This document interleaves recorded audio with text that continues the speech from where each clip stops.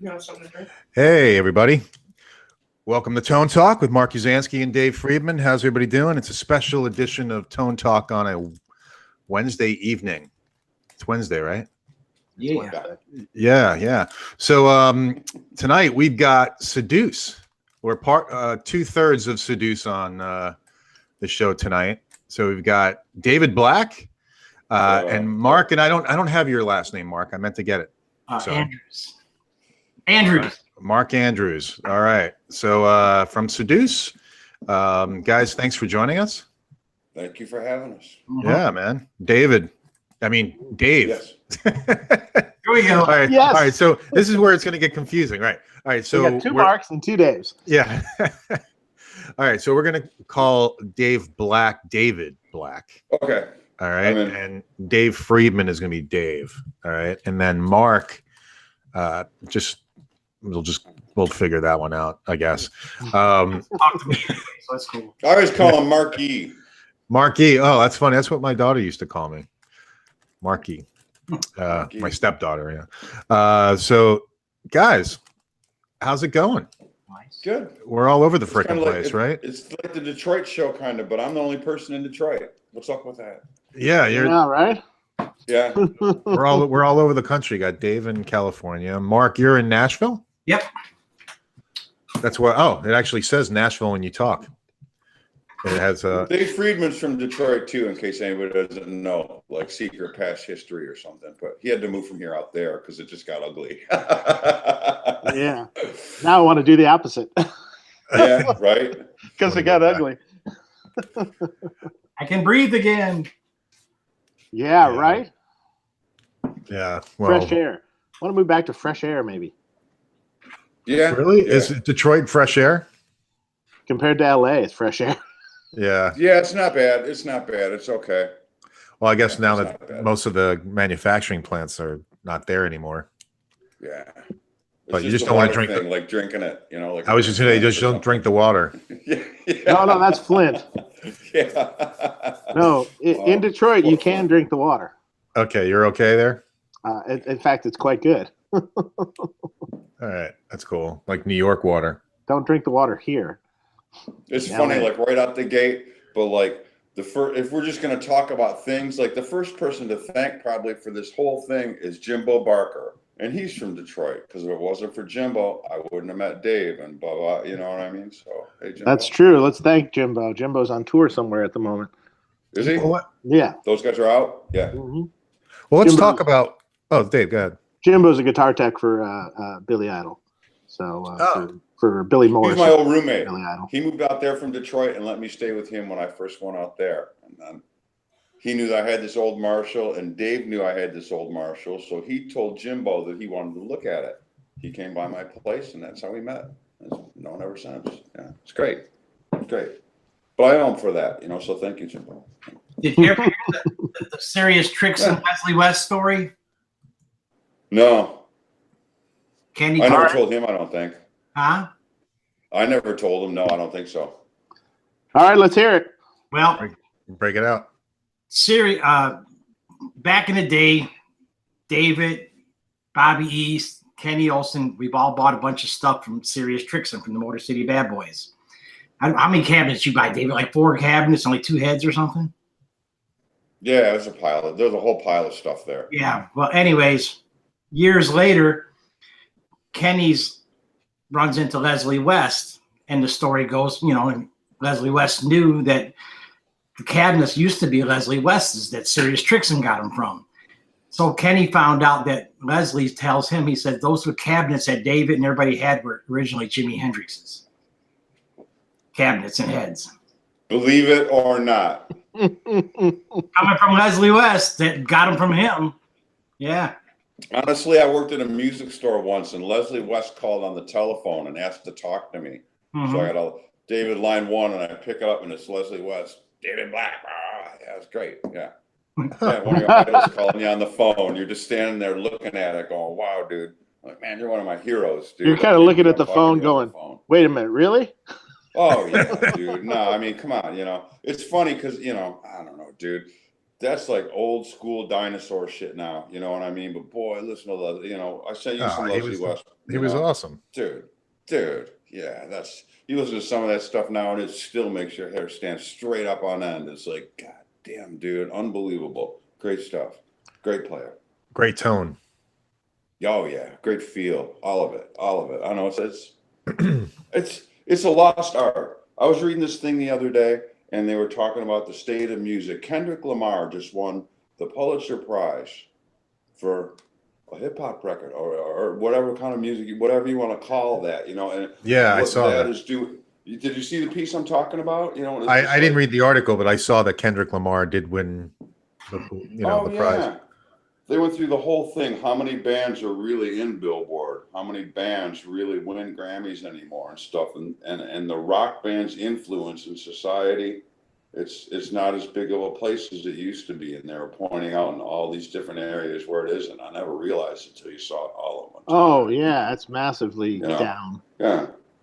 Yeah, well, the Grammy Awards didn't even have any of the songs that won Grammys. Didn't even have no lead guitar. Yeah. No, nothing. Give me a second. Yeah, we're a dying breed. Yeah, you're lucky if you even hear any guitar in any of that music. Unfortunately. But hey, we wanted to talk about this show that is coming up, this concert.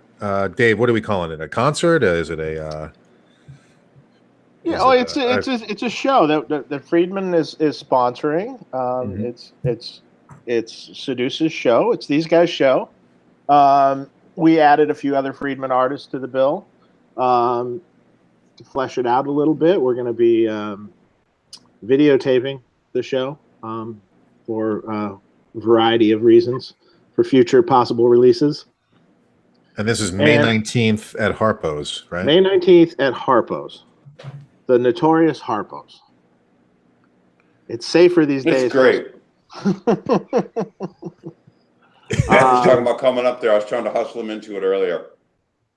Who? Mark. Mark. Yeah, Mark. What?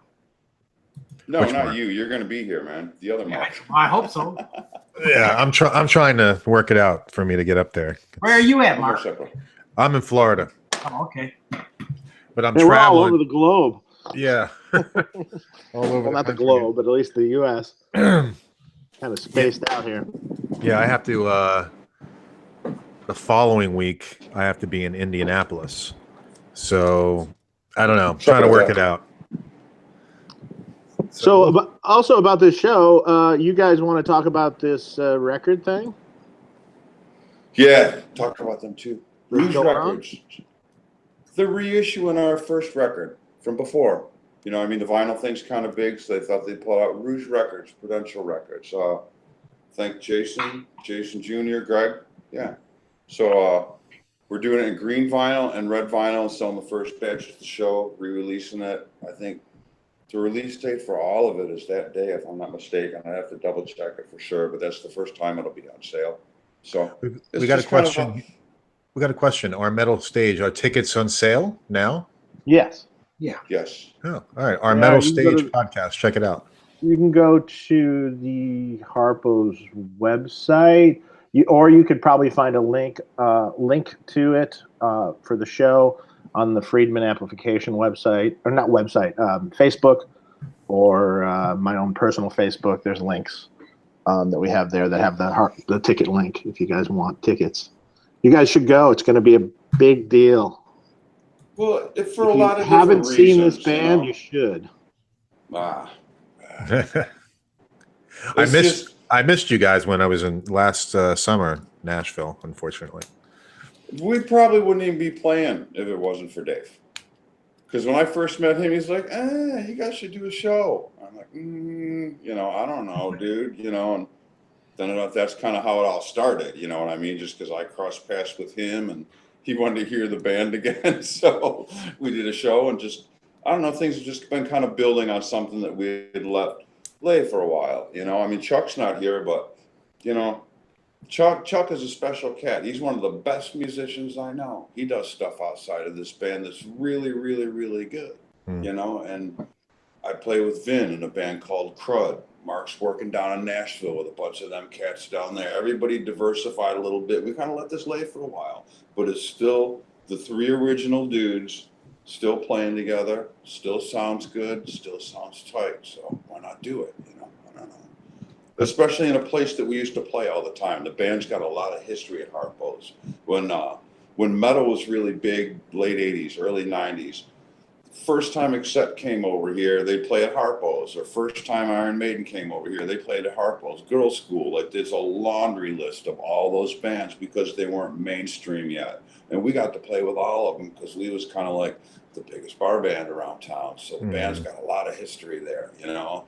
A lot of the people that come there, they were like regulars there back in the day. And the club has been closed for a long time. So we'll put together a show and try and get all the people that dig it just to come back out for one more time, film it, record it, and capture it for posterity and all that.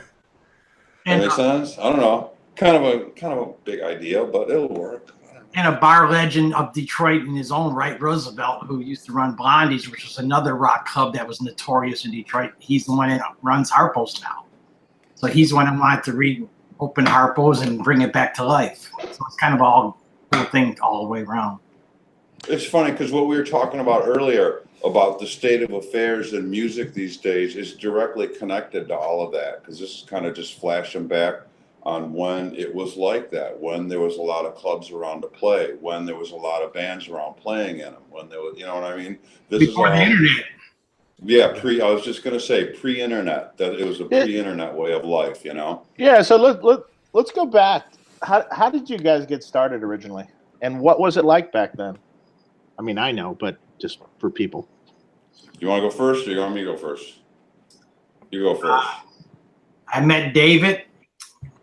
I went to an audition because they were looking for a bass player. I was a kid. He was a kid, and he was I was a kid. as cool as ever, just sitting there. It was like, didn't even give me the time of day.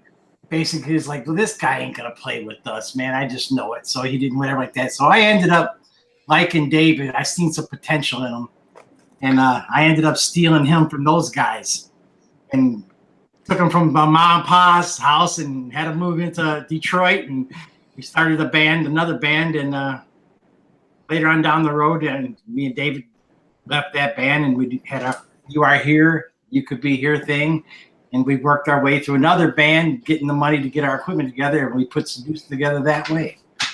And we ended up getting the drummer that he had when I first met him as an audition. So go from there, David. I think we lost them both. There's Mark. Yeah. There's Dave. I'm here. We're here. We're here. Oh, wow, that's weird. You're jumping all over the place on the bottom of my screen. Crazy. No, that's cool. Sorry, I looked at it. Everybody's all flipping around. It's like, wow, I'm sorry. No, we're still here. We were just listening.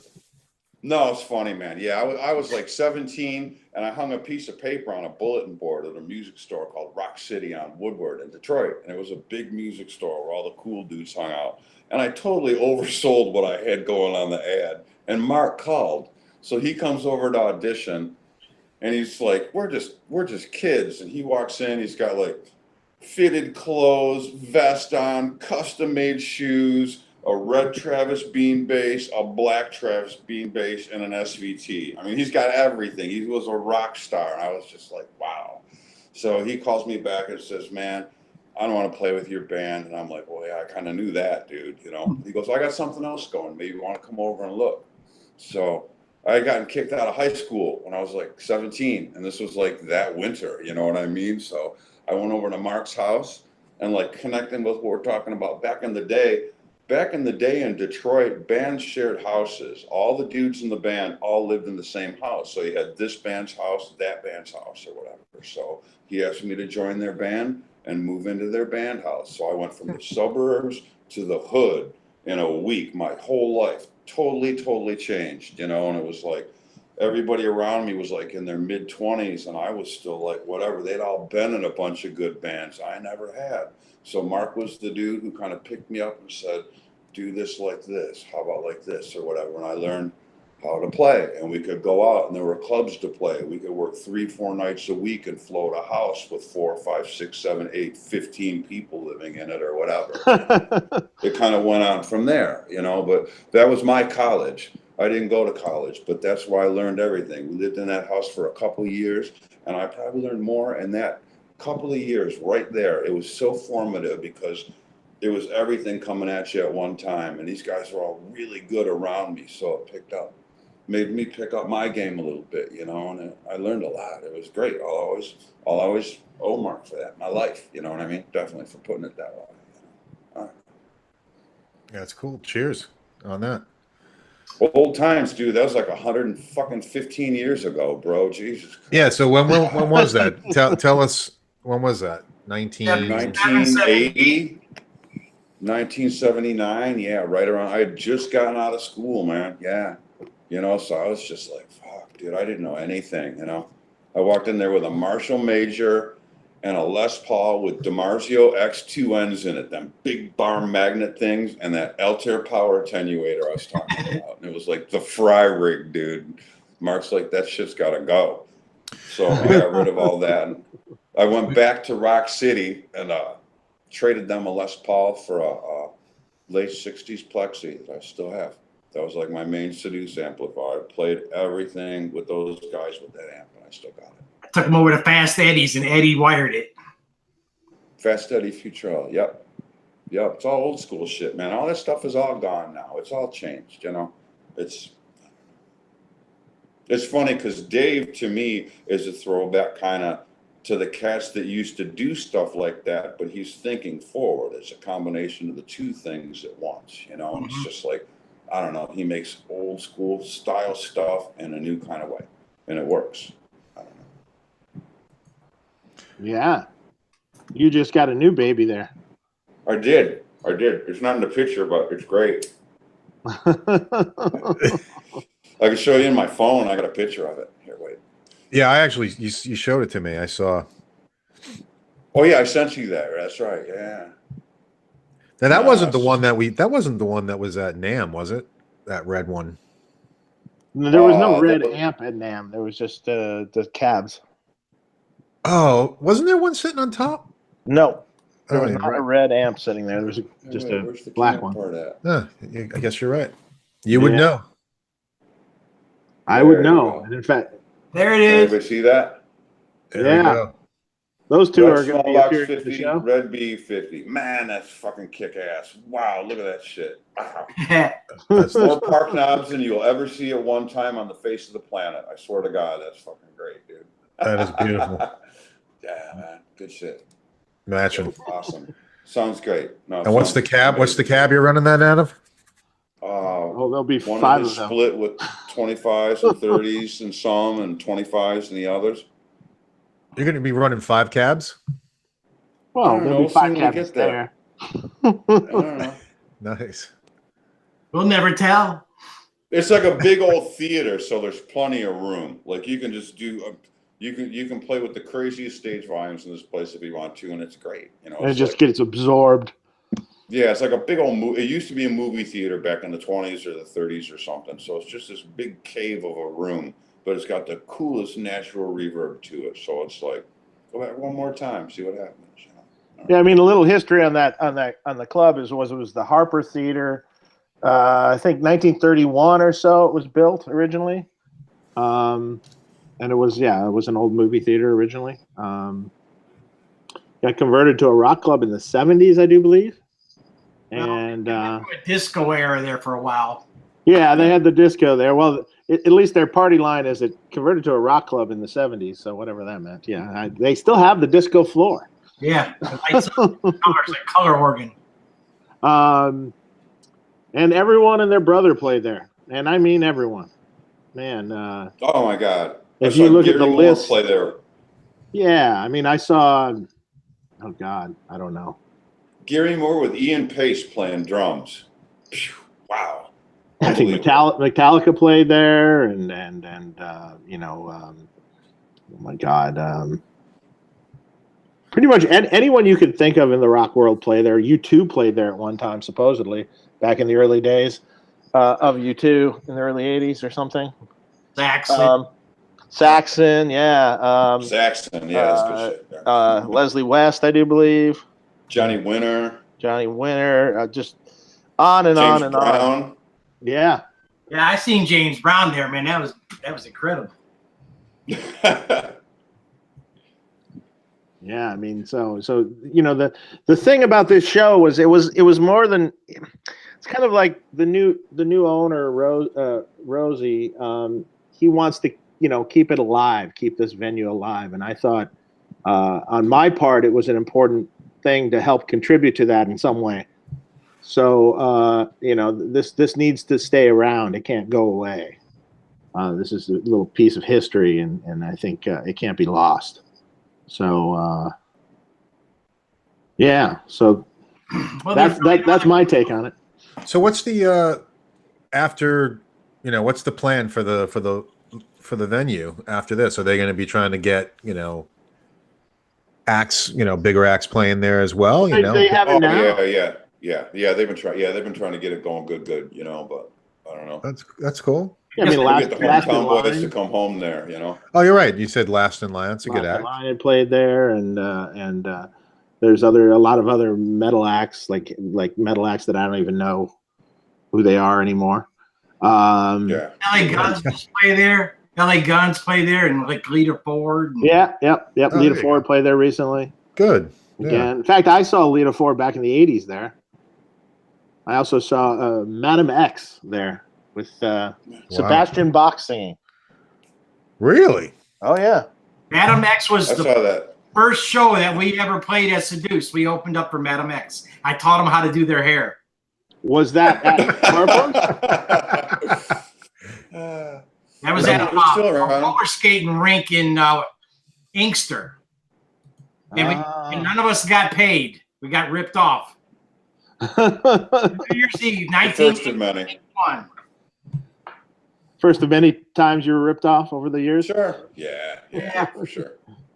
Unless you had the bat in the trunk, right? That's it, or whatever it took. Yeah, you know, I don't care. At this point, I don't even care anymore. You know, yeah. Well, back No, then, I everything used the goes- car antenna. Ah. Yeah, the car antenna. Yes. Listen, we had an agreement. Yeah. Yeah, that's right. That's right. So, David, what was the album that you guys said that was being re-released? It was the very first one we did. It was like an indie. I don't even remember what year exactly it was, but it was like before the days when everybody was doing like their own, you know, independent, self-pressed, self-release record or whatever. You know, I don't know. We did one. We saw a lot of hardcore bands doing 45s and stuff like that. It's like, why don't we do an album? So we kind of pieced it together and fumble our way through it. Well, we ended up releasing something of our own. I don't know. It was something unusual at the time. It's passe. It's so beyond normal now. But back when we did it, not everybody was. You went in the doing it, studio. you know? You went in the studio. Pardon? Did you go in the Yeah, studio? you know, trying to. Yeah, because at that point in time, everybody around us. It's funny when I listen to Steve Stevens talk. He came up the same way. It's like you played in a cover band, and if your cover band was good and you've been around for a while, you sneak an original in here, an original in there, and you kind of build it up into something where it's all original, you know. So we got to the point where it was that, but we didn't know what to do with it. So we thought, well, let's make a record and see if we can get it out there, blah, blah, blah, you know, whatever. You know, it's a real familiar, it's like, I don't know, that same story has duplicated itself quite a few times since then, but it was pretty early on, you know, for doing your own whatever, you know, I don't know. Well, we wanted to use it too for like a calling card to bigger labels, you know, so we can, you know, show sales and stuff like that, and we have something to present to them. This is what we're about. We were just kids, man. We didn't know what was going on. We just thought it was the right thing to do, and there wasn't anybody helping us or telling us, so we all sat around the living room at the band house and said, let's make a record or whatever, you know what I mean? And it kind of, it helped out in a lot of ways. It kind of stood the test of time. A lot of people like it around here. A lot of people in other places kind of dig it. So it's like these guys approached us about re-releasing it. So we thought it might be a good idea just to, because of the vinyl thing and all that stuff, just for whatever reason, sentimental, whatever. I don't know, you know, just why not? The same reason we did in the first place, you know. Well, yeah, and it's like you're just leaving money on the table by not selling it. You know, it's like you made it, and you have all these people selling, import ones or old ones for $75 and up. Yeah. No, it's just for the original it's record. kind of cool. So, yeah, it's awesome. And when all was that this happened? What year was it, Nate? The album? What do you think, Mark? I can't remember. 80. We recorded like 83, and it came out like 84. Yeah, that's early for doing your own thing. Totally self-done, whatever. Just blind, broke, just blind. You know what I mean? Trying to make something happen. You know what I mean? And Yeah. I don't know. That was honestly when we were trying to do all that. That was before metal really broke, like the Scorpions and Priest and Ozzy and all of it. You know what I mean? This predated that a little bit, because I don't know. When all that happened, it kind of changed the whole world, or it created its own world when it finally all popped. Well, MTV and yeah, that was to me, man. Honestly, it's like there's music, and then MTV starts, and that changes everything. And that went along for a while, and then the internet came along and just wiped the slate clean and rewrote everything all at one time globally. It's like you saw the two biggest like teutonic shifts of the industry, in that span of time. And it's been the same for a long time. Now it's totally different than when we used to play at Harpo's or whatever, When I first met Mark, bands were people who carted around 8x10 black and white pictures and a cassette saying, "Let me play." That's what it was about. There wasn't anything in the way of like getting the word out about who you were out there. It was a lot different. It was a lot tougher. I don't know. yeah. No, yeah, you didn't have the internet, but actually people came to shows though. Yeah, that was it. It was word of mouth, and that's what your strength was. That kind of determined who you were as a band and what your credibility was. Whoever got to play Harpo's on New Year's Eve, they were the biggest band in town. You know what I mean? It was just, there was like a pecking order and a hierarchy of how all this stuff all fit together back then. There were a lot of places to play, and there were a lot of bands that were good, because Detroit's a really musical place ever since way back when. I didn't really realize that until I went to other places. Yeah, there's some places that are dead musically. Like, dude, there's where I live, there's nothing. Yeah. Oh, it's just yeah. I mean, it's Miami Dance Machine out here. Oh, I know. Yeah. Everywhere you go, it's just club music, dance music. Yeah, exactly. Yeah. It's which is look. I mean, world. I used to go to clubs when I was younger too. But just can't take it anymore. And there's no live music. I mean, it's very rare. It's very rare. But 200 beats per minute, man. Yeah. Yeah, well, at least in LA, you got Detroit clearly, but in LA, Dave, you got plenty of music to go see out there, right? We do. Where? Yeah. Pardon me now? I guess maybe some. Not like the Sunset Strip of the old days. Yeah, no, it's not. It's not like the old days. Nope, not at all. But there's still. I mean, if you go to the Sunset Strip, though, you could still see rock bands playing at the Rainbow or the Viper Room, right? Okay. Yeah. If you call them rock bands, yeah, sure. Or they suck. Okay. I don't know. I've never been. It's not always. A lot of those places are. Just like who pays the money is the one who plays. So they're paying for their slot, and that's not getting you much. Generally speaking. It's not. So the band decided that this band was going to play there. It was paid for. That's crazy. So, Sad, really. it's sad. I mean, you have to search out the. I mean, there is some good music going on, and you just have to kind of search it out. I mean, like the guys in Cairo play locally and stuff here and there, and they generally just kind of. People are frightened generally. Two guys and they're scaring the crap out of everybody. They're a little frightened. The videos are even scarier.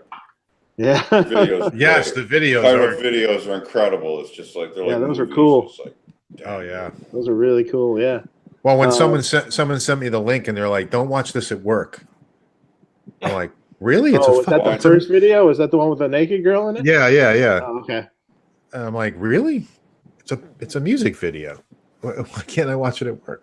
Yeah, they got some crazy hits on that video, like some million some hits. Like it got crazy with that first video they did. No one even understands why. It's just kind of Because of the naked girl. like probably because of the naked girl. Yeah. So there's the thing. Naked girls get the views. So, duh. Yeah, someone's watching. That's pretty Yeah, cool. exactly. Yeah, but it was I think also the it was a thing- whole spectacle Okay. though. Go Was ahead, that Dave. Mark? You were talking about LA a second ago, and I think the thing that got me when I first went out there, it's like, you know, like I say, we were like blue collar working band. We would play 3-4 nights out of the week every week at this place or that place or whatever, just kind of moving around all over the place.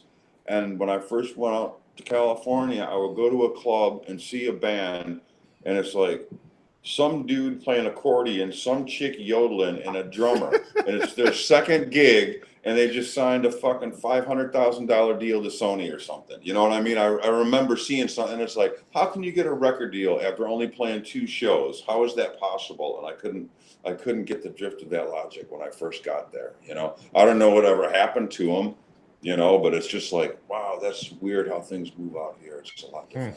Yeah. Mm-hmm. Well, you know, it's funny because when I was when I was in New York, I was playing in a band, and we were out there for like, I don't know, I was playing out in the clubs for like 3 years, and we were open up for this one band. Or no, excuse me, this band opened up for us, and they were breaking their stuff down, and I was moving my drums up on the stage, and I said to the guy, I go, hey, how? And we were playing this small little club in the city, and I said, hey, how long you guys been playing here? And he says, probably about 10 years. And at that point, I don't think I heard anything else that he just was saying. I was just thinking to myself, you've been playing this fucking place for 10 years? Wow, like house band or something? Yeah, no, not even, you know, they weren't even like a house band. It's a kind of a known bar in the city, in New York City, called Nightingales, where Blues Traveler came out of, and Right. the Spin Doctors, and, you know, some of these other bands. But when he said 10 years and they weren't signed or anything, I still remember the name of the band too. They were Simon and the Bar Sinisters. That was the name of the band. Well, that's why they weren't signed. Great. Yeah, exactly. But I was just like, wow, 10 years. Okay, I'm out. I'm done. Although they did steal the last half of that name for a fetish club out here. That's a great place. Bar Sinister? Bar Sinisters. Yeah. I seen Jenna Torturers there a couple years ago. Yeah. It's funny. Yeah. Well, that was is the opposite of bands getting signed every, 2 minutes. How long were you in New York for? 3.5 years. Yeah. Was it hard? It was hard. I was living on a futon with there were 2 girls. Each of the girls had real jobs, and they were living in bedrooms. This And sounds me- familiar. And So me you're and like the the pet? yeah, me and the guitar player, we were living in the living room on Oh, futons. that's great. This is the typical rock and roll story right here. Yeah, and then but then here's the best part. Years later, I find out from the guitar player that, because there were periods of time, I get up in the middle of the night, I have to go pee, and I'd be like, "Where the fuck is Steve?" He's like, "Not there." I figured maybe he went out. I was so naive to think he was sleeping with one of the girls. Yeah. And and like years later, he tells me, he's like, "Oh, I was sleeping with Jessica," and I'm like, "What? You didn't fucking tell me?" I'm like, I should have, because I wasn't going to be in on with the other girl, but even still, it was funny, just one of those stories. But yeah, it was definitely one of those rock and roll stories. I was working at a CD store in the city, in the Village, Right. Nice. and yeah, it was a tough go. I was calling my grandma every couple weeks to send me some money. Help. Yeah, exactly. I don't have any money for food, so yeah, it was tough. We did a bit of play when we tried to get out of here, and like back then it was like expanding your circle, like from Detroit, then you would try playing in Cleveland and whatever, and we kind of worked our way to where we would play a couple shows in the month here in Detroit, throw together some money, and go to New York and stay there for as long as the money lasted. Play a show here, play a show there, kind of wherever, Cat Club, Pyramid Club, places like that, because it was, I don't know. We were trying to do our own thing. We weren't trying to fit in. You know, we consciously stayed away from the West Coast. We got our deal on the East Coast with a West Coast label just because we tried to stay away from all of that. And at the end of the day, it still didn't work out. But I used to love to go play there, but it was a different world for sure compared to what it was here. You know, I don't know. But that was back when, like, I don't know, that was a long time ago when Times Square was all messed up and it was all nasty. And, you know, it was a good time going there and playing and stuff. You know what band got signed while we were there? Maybe you heard of them. D-Generation.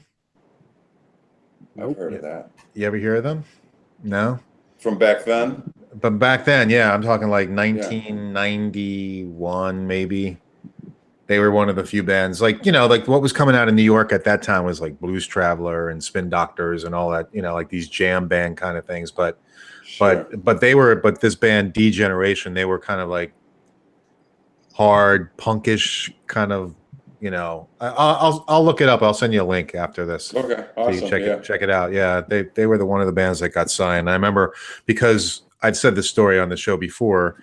The band practice place that we rented studio space was from the guy who used to manage the Yardbirds. His name was Giorgio Gamelski. Right, I remember that name. So Giorgio would rent out the place to all these different bands, and D-Generation played downstairs. That was the name his parents gave him? Giorgio Gamelski? Yeah.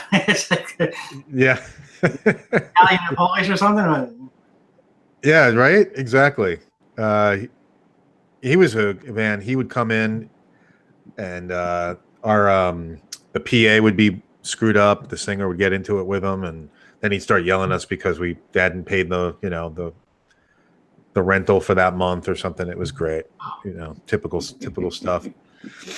But yeah, then I'd go upstairs to go pay the rent, and he would have like a gold or platinum album on his wall from the Yardbirds, or, you know. And then I read Eric Clapton's book, and he even talks about Giorgio Gamelski being one of the main reasons why he left the Yardbirds, because Free Love and all that. Yeah, they were doing stuff. Exactly. They were doing all that, you know, pop stuff, and he was like, screw that, I want to get out of here.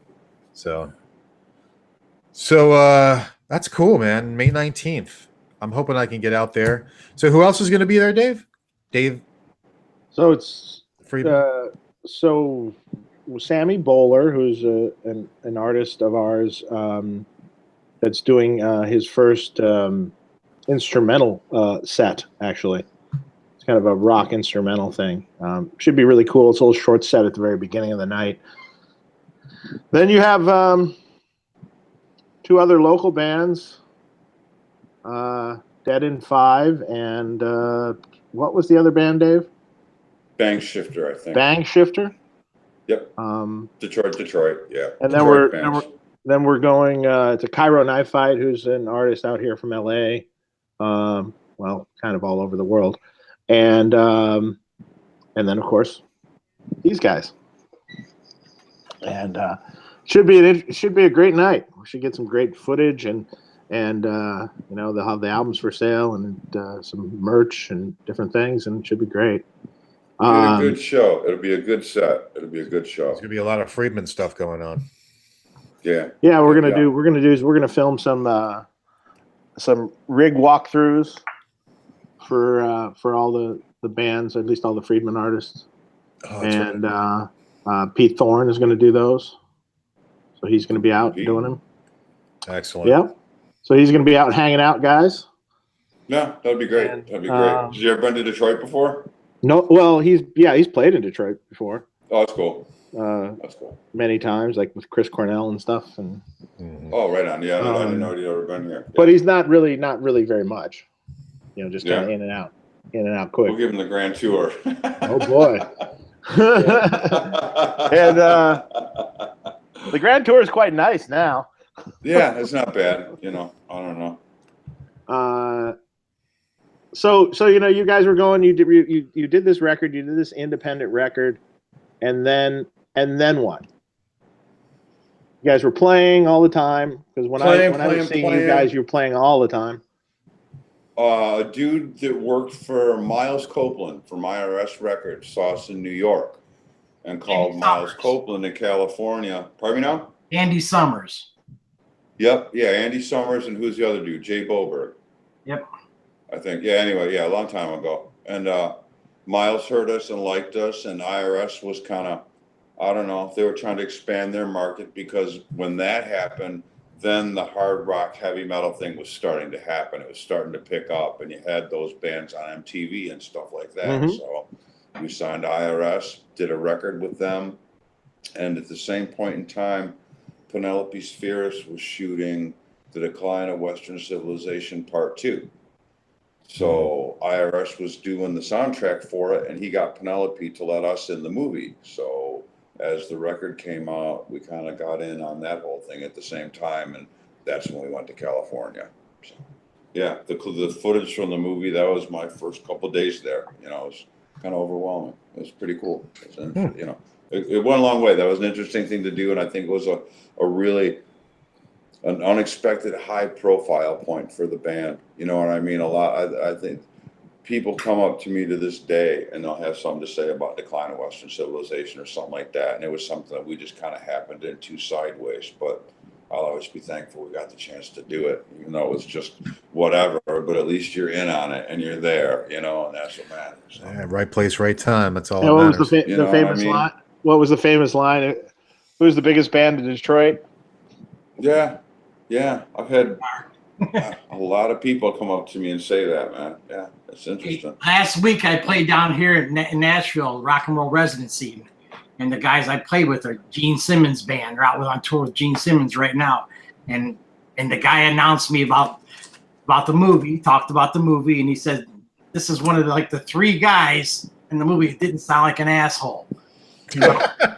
I've heard that same discussion many times. The same thing. And he says, you got to do it, man. We're Seduce from Detroit, and we went into Colleen, gong, gong, gong, gong. But they didn't know the song. We only did like 4 F sharps, you know. Yeah. That's how they introduced me. It's kind of funny. You know? Well, that's cool. No, it's wild it's looking back on it now, man. It's kind of funny. It's like, you know, Dave and I do a lot of stuff together, and you were in the middle of nowhere, and someone comes up and goes, "Hey, are you?" Yeah, no, it's crazy. It happens it's all funny. the time, like middle of Fort Wayne, Indiana. It's like, yeah. Yeah. No, it's surreal, man. Yeah, it's kind of a weird thing. It's weird. I know, you know. That happened in July, and Nam, David and I were walking around the Nam show, and guys were coming up to him doing that to David. And then the next day he says, "Oh my God, I didn't recognize you were Mark." You know, and I was like, David, that's cool. Yeah, you look a little different now, Marky. Yeah. Dave actually looks exactly the same. Mm-hmm. It's funny you say that. I was looking at the old promos and I was like, yeah, Dave hasn't changed at all. Oh no, I have, yeah. No, if you look at the back of the second record, which we hadn't really discussed yet, back of the second record, he looks exactly the same. Yeah. That was it. I don't know. A little older, but yeah, a lot older. Wow. Yikes. I don't know. Then, you know, we transitioned into the second record thing, and it was like, I don't know, dude. It caused a lot of problems for what we were trying to do at that point. I literally had, you know, before we signed IRS, we spent a lot of time trying to get signed, and we were only a 3-piece. And I would literally have people come up to me and say, "Find a lead singer, and I'll sign you guys." No one would touch us as a 3-piece. It just wasn't. You know what I mean? Because that's where the world was at that point in time. They needed the big MTV frontman, and we didn't have that, you know, and all it did was work against us. So we ended up out there and doing that, you know. Then it just follows the same, you know. For IRS, because the Police were on IRS, right? And they're the 3-piece. You know, it was a choice between a big label with a bunch of bands or a smaller label that had REM, the Go-Go's, and the Police. So it's like, let's try the smaller one. Maybe we'll get, you know, not lost in the crowd, put it that way, you know. Right. So what happened in the end with that? Wow, man, I don't even know if I should really talk about it on TV because it's ugly, man.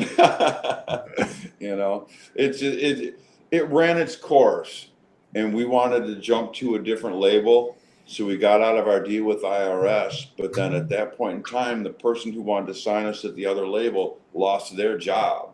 So when they went away, the other deal went away, and IRS had gone away. So we were kind of like, you know, lit the dock on fire, went to jump in the boat, and there was no boat there, you know. So I don't know. Well, plus the fact that, you know, we were touring and doing all that stuff and busting our ass, and IRS didn't know what to do with us. You know, we were playing in front of a lot of people, opening up for Iggy and Megadeth and people like that, and our records wouldn't even be in the stores where we were playing. It's like, what the fuck? We're busting our ass here. You guys ain't doing your job. You know? Plus, then I don't know. It's every band's got its own story. You know what I mean? I figured that's why we'd come on and try and tell a take of ours, because it's kind of the old school way of doing things. I'm sure people don't do business anyway in the way that how we were talking about that it's been done. You know what I mean? And it's just like, well, everybody's got their story. You know what I mean? But the whole thing was a good thing back then, and the fact that the three of us are still together now and doing good and playing, and it still sounds good, there's no reason not to do it then, I guess, because it's not like you're trying to bullshit people by throwing something out there that's, well, a couple of the guys except for this dude or whatever, you know what I mean? However people try and bullshit people to come to their shows or whatever, it's still the real deal, you know. So I guess that's a sincere appeal to get people to come out and see it, because it will be something good. It'll definitely be something good. That's awesome. Yeah, it's always great when it's the original lineup. It's real, it's organic. Plus, it'll be the original lineup of fans there. It'll be all the people who used to love to come and see us back then, back on the same place that they used to see us in. You know, it wins on so many levels. You just walk away feeling good after a show like that, because it's not just your typical throwaway, whatever, wherever play. You know what I mean? It's something different, you know. And, it'll be all right. It'll be all right. It'll be all right. That's cool. Hopefully. Yeah. I'm going to jump into chat. Yeah, there's a lot from Dr. Krankenstein here, who has an interesting history. As I'm reading. Huh? Is that Elliot? Dr. Krankenstein, you might know him. I don't know. He lives in Switzerland now, though. Yeah, that's Elliot. Yeah. Elliot Chambers. Yeah, so he's contributing a lot in this chat here. Yep. And little trivias and bits of things. Yeah, he says that hang on, we're looking. Yeah, wish I could make the Harpo's gig. He said. He said that David was moving back and forth, so it was making him dizzy. Yeah, I do that. I'm sorry, man. I don't know what to do. He goes, well, what was Dave? So what was Dave? this shit, you know. I said, what was he goes, what was Dave wired up on? And I called him caffeine, most likely. Yeah, no, man. Honestly, man, I'm just nervous, and I'm like rocking my leg in the chair and whatever, dude. Yeah, no, it's hard to talk about this kind of stuff, you know. I don't know, man. I'm just a quiet person that likes to play, you know what I mean? And sometimes I prefer just doing it than talking about it. Talking about it is hard sometimes, especially when you know a bunch of people are listening and you don't want to say anything dumb. You know, I don't know. Right? You know, I don't know. You know? All right, you're on our show. I'm sorry for making you dizzy, bro. Yeah, plenty of things have been said that are dumb on this show. Don't worry. Don't worry about it. But Dr. Krankenstein said here, he said, I saw Dave in the band Dame at the Silverbird. That's when I first met Mark. That was the first band that I played in with Mark. Mm-hmm. Oh, wow. Yeah.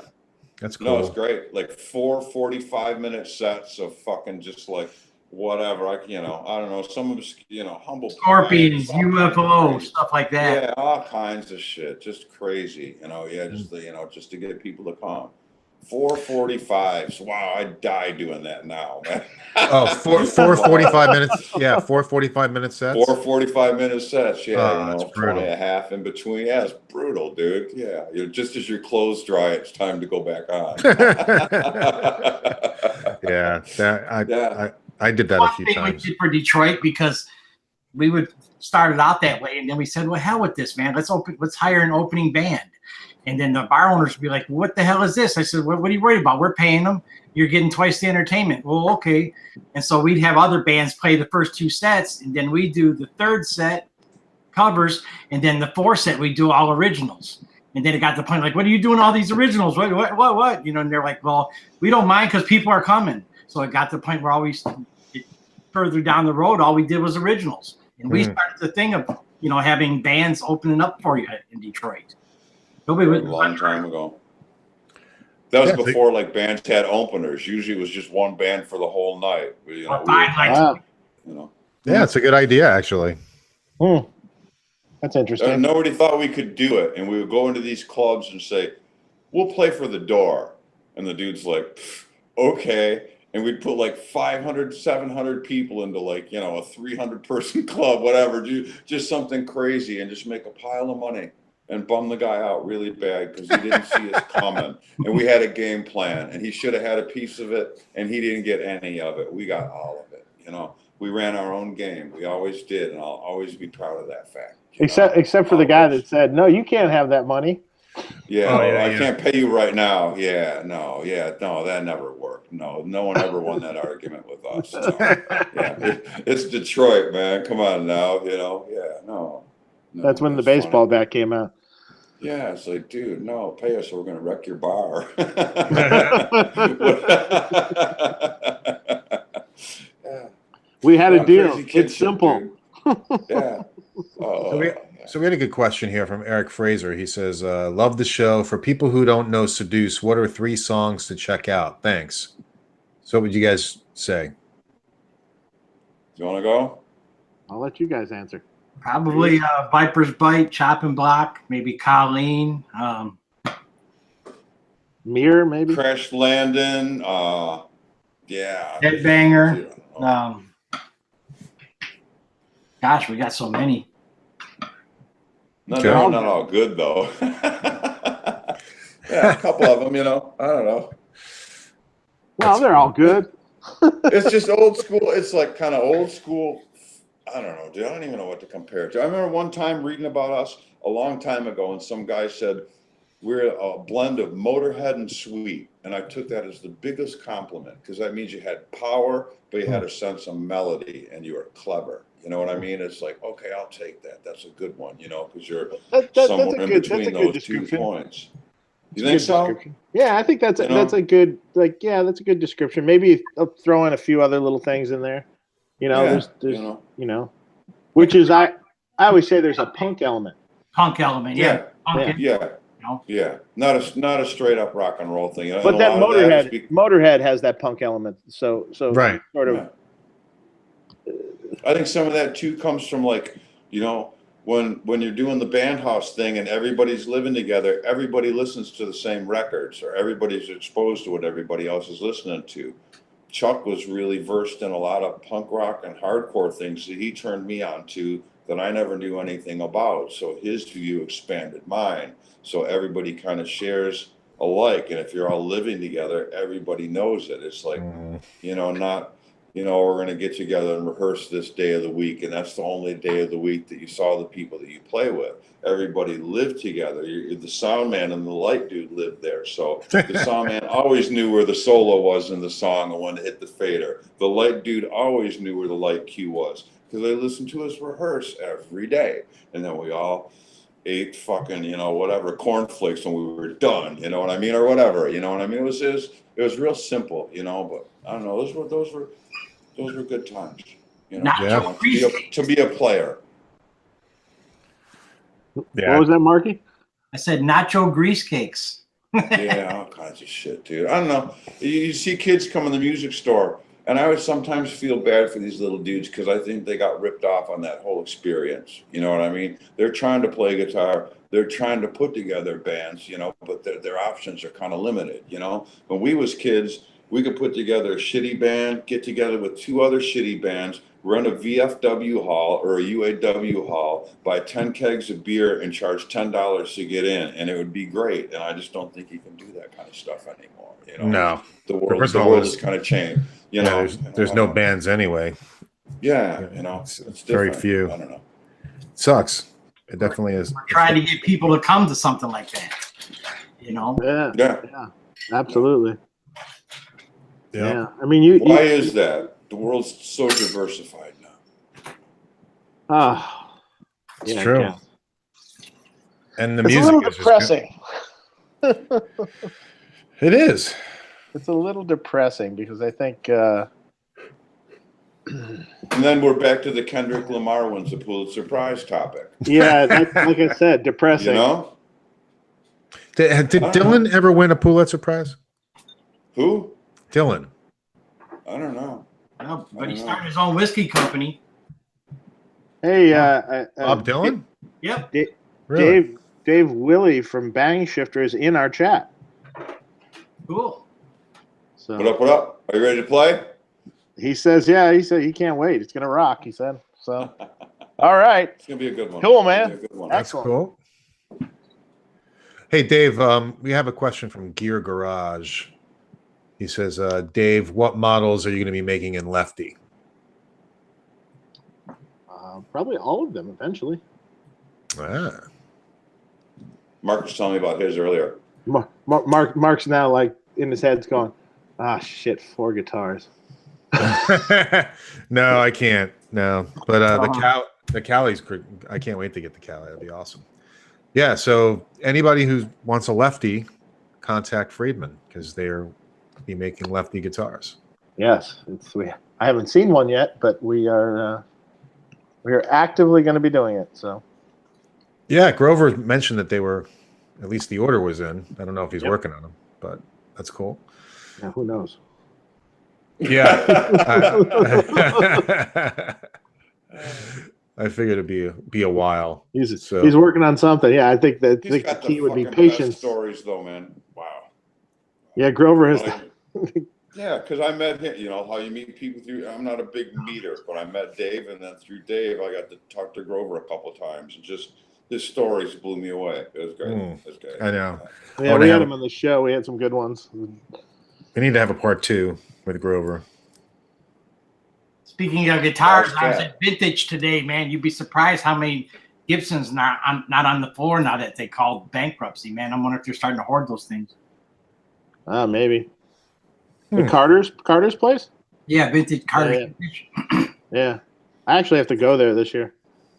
Yeah, that would be good. Yeah. Well, I was sad that I missed that place. I think we'll have the time. Yeah, wow. We got a couple extra days to kill. Cool. So I can be your tour guide. Yeah, we got a couple extra days to kill. So we'll be in on Sunday night. Oh wow! So you're gonna be get things done before you set up. Well, the problem is that Sweetwater Gear Fest that we do every year and Summer NAMM are on consecutive weekends. Mm-hmm. So we're doing the Sweetwater Fest, and then it's like, well, what do I do? I got to be for setup on Wednesday morning in Nashville. So, we'll just drive to Nashville. Right. Yeah, why go back to LA and then come back all the way back? You know? Yeah, no, there's no point. Not for 2 days. Or a day and a half, really. Yeah. Wow. Not worth it. Not worth it at all. So, yeah. So I'm camping in the Midwest for 2 weeks. Nice. In June, which is coming up. This show's going to go by, and then we're going to be at the end of June. Done. We'll be here. Yeah. I'll tell you, Mark, it's funny. Just BS, and it's like when I first met Dave. Oh, dude, it's weird. He came over my house and looked at my Marshall, and I'm like, "Hey, dude, how about maybe you think you could make a copy of this thing so I wouldn't have to take it out anymore?" And he goes, "Yeah, sure. Give me a call. Let me know." And he splits. And I thought about it the next day. I'm like, man, if you don't talk to this cat again while he's in town, he's going to be gone. So I hit him up, and he invited me downtown. So I went and met him, and we sat there BSing and stuff like that. And he had a guy with them because they were demoing some stuff at Sweetwater.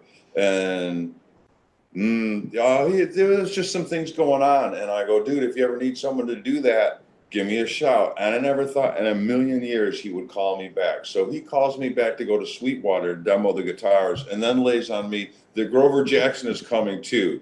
And then a couple days later, I'm sitting in the back of a rent-a-car with Dave Friedman driving and Grover Jackson in the passenger seat. And it was the most surreal thing I've ever done, driving for hours, listening to these two cats talk. It was great. It was like Henry Ford and Thomas Edison talking or something. Yeah, it was great, dude. It was awesome. Yeah, good stuff. That's Good awesome. Yeah, who gets to do shit like that? Come on now, that's unbelievable. Well, you do all the time now. Yeah, but man, You're stuck. No, it's just, I'm blessed, man. I could never say thanks enough. I appreciate it. I do. Yeah, no problem. That's no cool. problem. Good shit. Well, you guys will have a great time in Detroit and also in Nashville. So I'm jealous. I'm not going to be in Nashville. So for Summer NAMM. Well, at least you won't be melting. Oh, yeah. Wait, you already live in heat. Yeah. Well, I'm traveling all over the frickin' place. That was exceptional last year, though. It was hot. hot. It was hot. Plus, they keep everything so cold inside. It's 100 outside and 50 inside. That's great. Yeah. No, Nashville's all right. That was my first time there last year. I'd never been there before. It's like, you go to Carthage or something. It's like walking into a book. You know what I mean? Like it's right there. That's the shit right there. Oh yeah. Beautiful, just unbelievable stuff. And they let you touch it and play it if you want to. That's a new one. Mm-hmm. Yeah, it's great. Good. Hey, going back to what Mark brought up, which was Gibson. So let's talk about Gibson. Why not? Since it seems to be the hot topic of the day. So they filed bankruptcy, right? So they're going to restructure. It looked like they were getting rid of the consumer electronics part of the business that they took on, which probably is smart. But so, yeah, it's like everybody saw it coming, just like everybody sees it happening for Guitar Center too. But Gibson's not going to go away. I mean, so what do you think, Dave and David and Mark? What do you guys think? I mean, I'm a big fan of Les Pauls, so I hope they get their shit together. I mean, I don't think Gibson's going to go away. But how it gets restructured and who takes over or who buys it or something's going to happen. The name won't go away. It's just a question of how it will keep existing. But I sure wish they'd get Henry out of there. Yeah, he's not budging yet, right? No. I don't know. They just need to kind of, I don't know. It's hard to say. It almost seems like it needs to go to become a smaller brand again in order to get the quality that once existed and then the kind of guitars that you want out of them. Mm-hmm. I think it was in Michigan. Yeah. Yeah, it needs to downsize. Well, I mean, look at Heritage. Well, even that's a problem too. Heritage ended too recently. Like all the people left. What? Yeah. So all the builders left Heritage because there's new people running it, and they wanted to implement new ways of building things, and modernize the company. And the old guys that were there are just like, So they're not there anymore. At least that's what I understand. Wow, I had no idea. Yeah. And the only problem with Heritage always was it wasn't the quality of the instrument, it was the headstock was horrible. Yes, the headstock is bad. God. Yeah. Wasn't agreed. Good. The instrument was cool. Yeah. I had a Les Paul from them. Unfortunately, the neck was too thin for me. I like a chunkier neck, especially on a Les Paul. But it was a quality instrument, no doubt. Mm-hmm. Yeah, it's fun. Dave, remember all day long when I was a kid, Guitars for Stars, you could buy Les Pauls for $350. Sure. 70s Les Pauls. That's part of the problem that Gibson's having now. All the new stuff they come out with, okay, but I don't know. It's like They have their core things that they make well, which is great. But unfortunately, those things are priced so high now, they're not $350 anymore. They're 10 times that much. A kid can't come up with that kind of loot, or whatever. Back when we were kids, we used to have that kind of stuff. When I first met Marky, I bought a 59 Junior off him for $250 that he bought off a garbage man for $125. That before people that didn't play guitar started buying them, and it's, Gibson's got a bunch of problems. They make great stuff. They always have. But then you turn around and you see something and it's a neon green Les Paul. Why does the world need that? The world doesn't need a neon or green $10,000 or a $10,000 1959 VOS, blah, yeah, blah. It's like another heritage, So which 1959 is the right 1959? How many of them have they had over the years? right. Yeah. Exactly. It's got the right tenon, but it doesn't have the right tuners, or it doesn't have like they never get it 100% right. It's like, just fucking make the right guitar and charge $3,000 for it, $3,500 that the working guy can afford, not $10,000. I mean, I can't afford $10,000. I mean, to go. I don't know. I'd love Les Pauls. I don't know. Yeah, I mean, I have a Les Paul Standard that I got back in 2005, which is great. And actually, Les Paul signed it, which is awesome. Wow. Yeah. Wow, that's incredible. Plus, it's a lefty. Wow, that's even and it's a more lefty. incredible. Yeah, and he had to make a joke about it. Of course, he was like, I handed him the pick guard, and he was just like, "What's with this thing?" He's like, "It's backwards," So, yep, that's what I said. I said, I'm a lefty, and he's like, "Yep." So, no, he was a good guy. But I mean, the guitars, Gibson just needs to get their shit together. Just God, it's just. I'm gonna tell you guys the Rumble seat. That's another music store down the street from Vintage. Oh yeah. 3 original 1959 Les Pauls in the case. $300,000 a pop. Yep. Wow. Or thereabouts. South or north. I thought it was Carter's who actually had a lefty 58, I think, or a 60. It wasn't a 59. Wow. Last time I was out there, I was like, oh, I wanted to go see it. Someone sent me pictures of it. I was like, oh, that would have been amazing. Oh, we got time to kill. I'm going this time. That's cool. Yeah, right. I remember down the street. We're going. I swear to God, the guitars would be Steve Goodale. We talked about Steve Goodale once. Steve. He loaned me a Sunburst 1959 Les Paul. He wanted $3,500 for. Oh. And I took it home. He loaned it to me overnight, so I took it home, played great, sounded cool. And we were paying $500 for him at the time. I'm like, man, $3,500 sounds like a lot of money, and I didn't buy it, and I should have. You could have bought 2 more houses. Yeah. Oh yeah. It's just crazy. Who knew back then? No. Oh God! Don't you wish you could jump back in time and just go back and gobble all that stuff up real quick? Yeah. Sure. I mean, I'd like to buy back. I've had.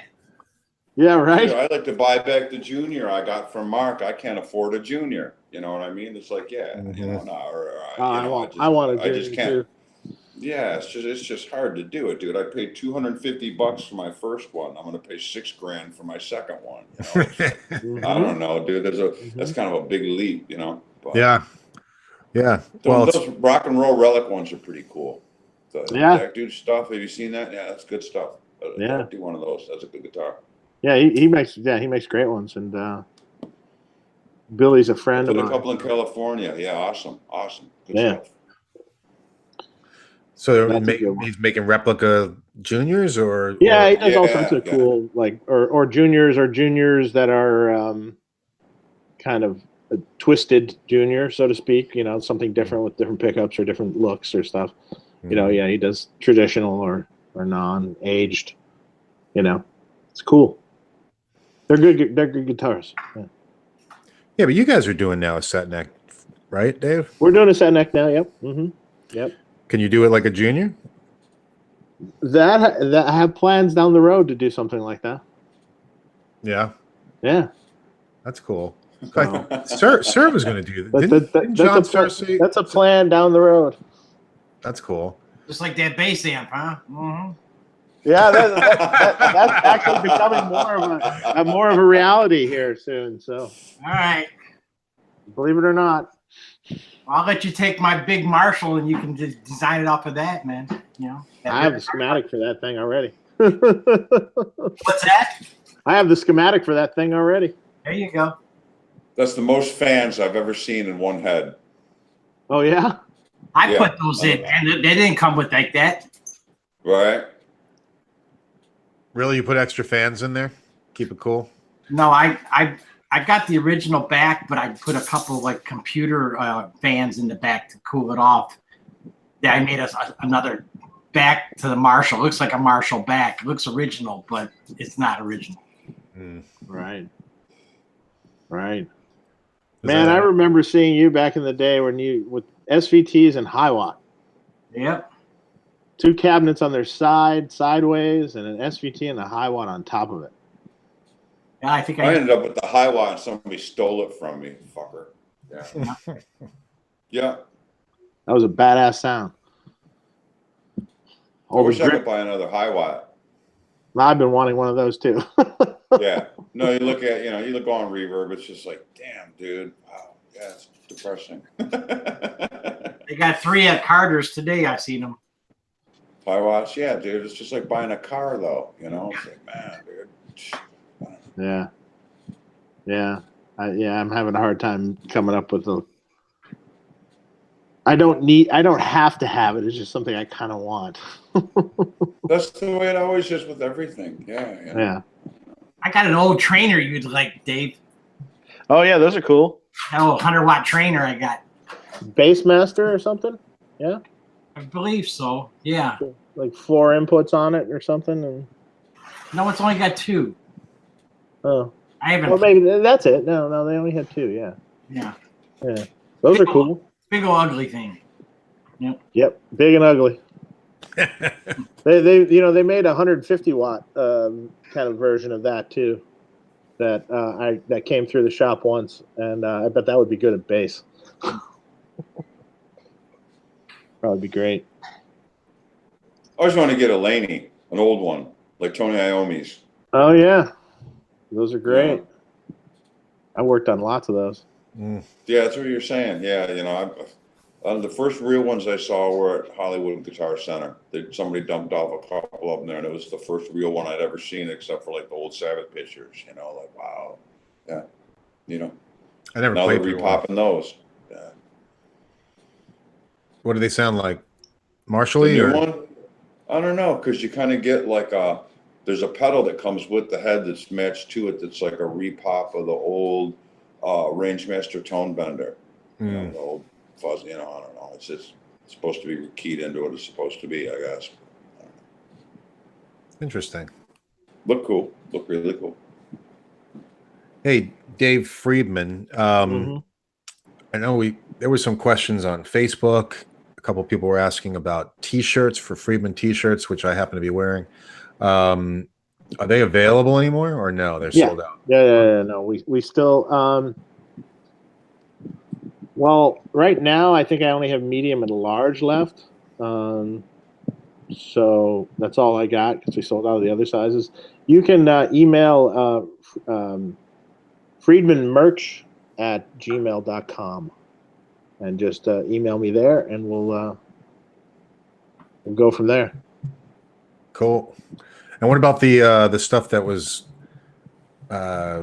launched at NAMM? I know people were asking about when the Mic No Mo is coming out and some of the other stuff. Can I say soon? I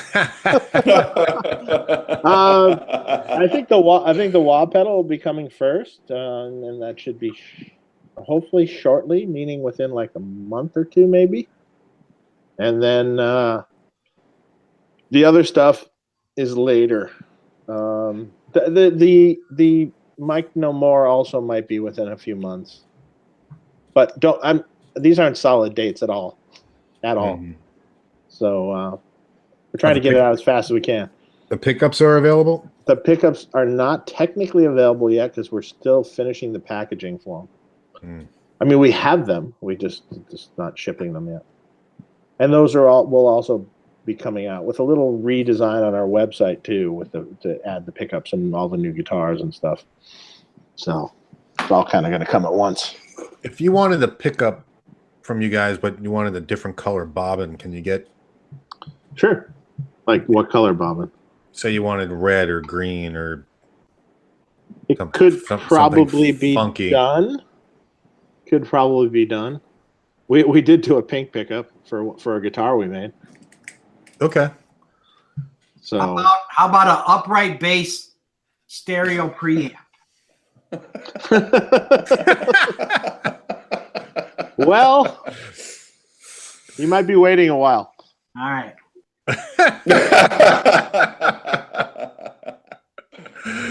It's a little harder than a pickup. K or something. And wait for the Friedman. Yeah. There's no Friedman amp you can play out of. Well, I play upright down here in Nashville. Oh, upright. Okay, I got you. I'm in a market for. I heard a story. I was fishing around. Someone said in a pawn shop or something downtown, there was it was like army green, and it was an upright bass, but it was steel. It was like an old army war band bass or something like that. But I had this dude out looking for it, but I never heard back from him whether he found it or not, because he saw it. I'm like, go find that thing, a steel upright. I got to see that. What's that about? So, but no luck. Crazy. Yeah, they make some pretty wild ones. We got a question here for Dave from Danny Weiss. Question for Dave. Looking to get some more headroom out of my PT20. I think he means Pink Taco. Yeah. Going to reamp it through the power station and run it through one of your V30 2x12s. How do you think that'll work? Should work well. You'll definitely get more headroom. I mean, does your PT20 have the gain structure switch? Because if it doesn't, that's a good way to get more headroom also. It lowers the overall gain of the amp. But then putting it through the power station, yeah, you should be able to twist the knobs on the front to get the tone you want and then use the power station for the volume. Sure, yeah. Worked great.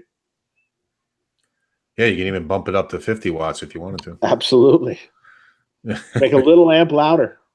Yep. Oh yeah, okay. And then you got the question that you can order cabs empty. Yeah. That's cool. In all colors? Sure. You can order anything in any color. 8x10s? Well, don't have that yet. So what's coming from Synergy? Well, I know that the ODS, right? The ODS is coming. I don't think it's called the ODS now. It's called the OD now, or the Dumble module, basically. Yeah. What else is new? I mean, I think they have the Engel module still coming, and there's some more stuff on the horizon there. Should get Bogner to do one. Yeah, well, we've been working on that. That should be. We've been working on that. That should be a good one. Brian Griffin, Dave Friedman, any tips on making patch cables in a roadworthy manner? I'm currently making some square plug Mogami ones. I'm looking to get it right. Well, you have to know how to solder. That's the first thing. How to do it right? I mean, it's just proper soldering technique and soldering the plug up. I mean, there's not too much. I don't know what else you're asking for, really. I mean, there's and bolt it back together, and you're good to go. As long as you didn't heat it up too much and melt it and ruin the end. Mm-hmm. I've done that. No, which it's possible to do with the square plugs. Maybe shrink wrap. You could do it. The ones he's talking about doesn't really have there's these really thin, flat, angled ends, and it really there's not much room for anything on it. They're super small, so there's nothing much else there. Dave? Huh? Are you still doing cables? Remember you're kicking around Friedman cable. Yeah, we're talking about it. It's just, it takes a while to get everything going. It's like you get a lot of ideas, and it's like. I meant to swipe one at NAMM and I forgot. I didn't see any Friedman cables at NAMM. I had made some custom ones. Oh, really? Maybe one will magically appear in your pedal board. Wow, you never know. Yeah, that's great. No, Dave, are you going to use a cordless at Harpo's? Yeah. Why not, dude?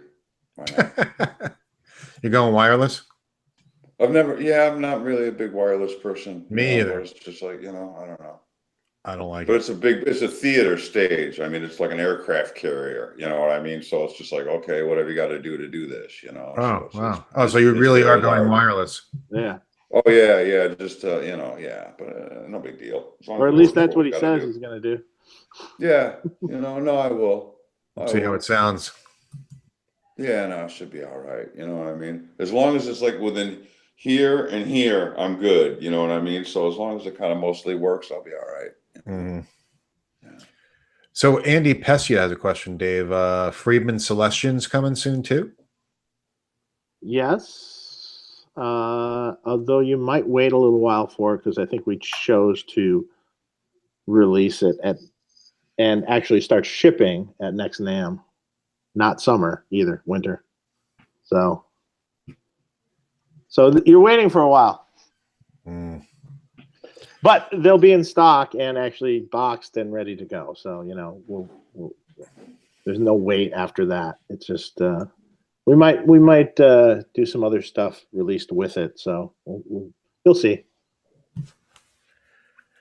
So another question, someone says, I always say someone, the Zen Master says, all the hype about creambacks, will Dave ever put them in the 4x12 cabs?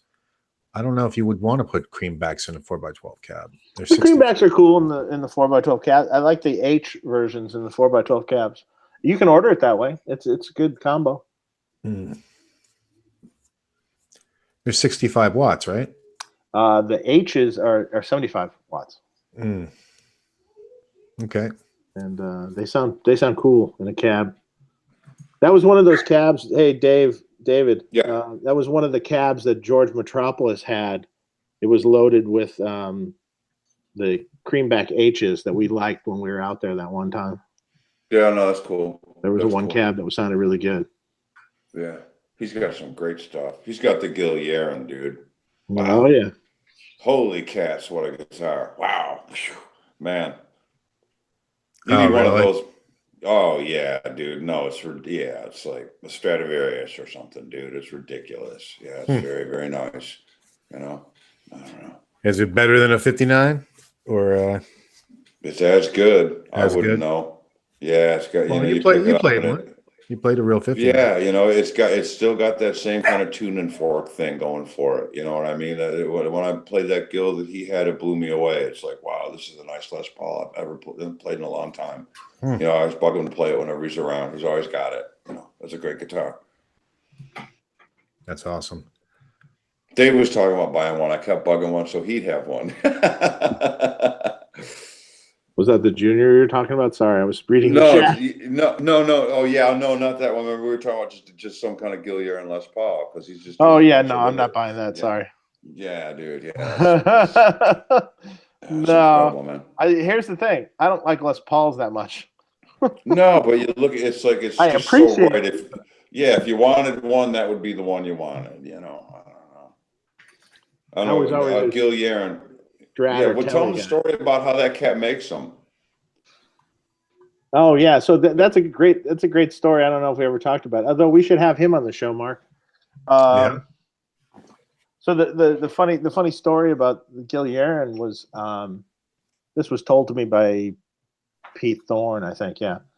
And so he's this Israeli guy, and he's desperate to figure out, all the inner workings of how they made the original 59, Pauls back in the day at Gibson. Mm-hmm. So a couple of the guys worked for Heritage still. And so he decides he's got to figure out how he can talk to these guys. So he decides to call up and bullshit his way to get them on the phone with him.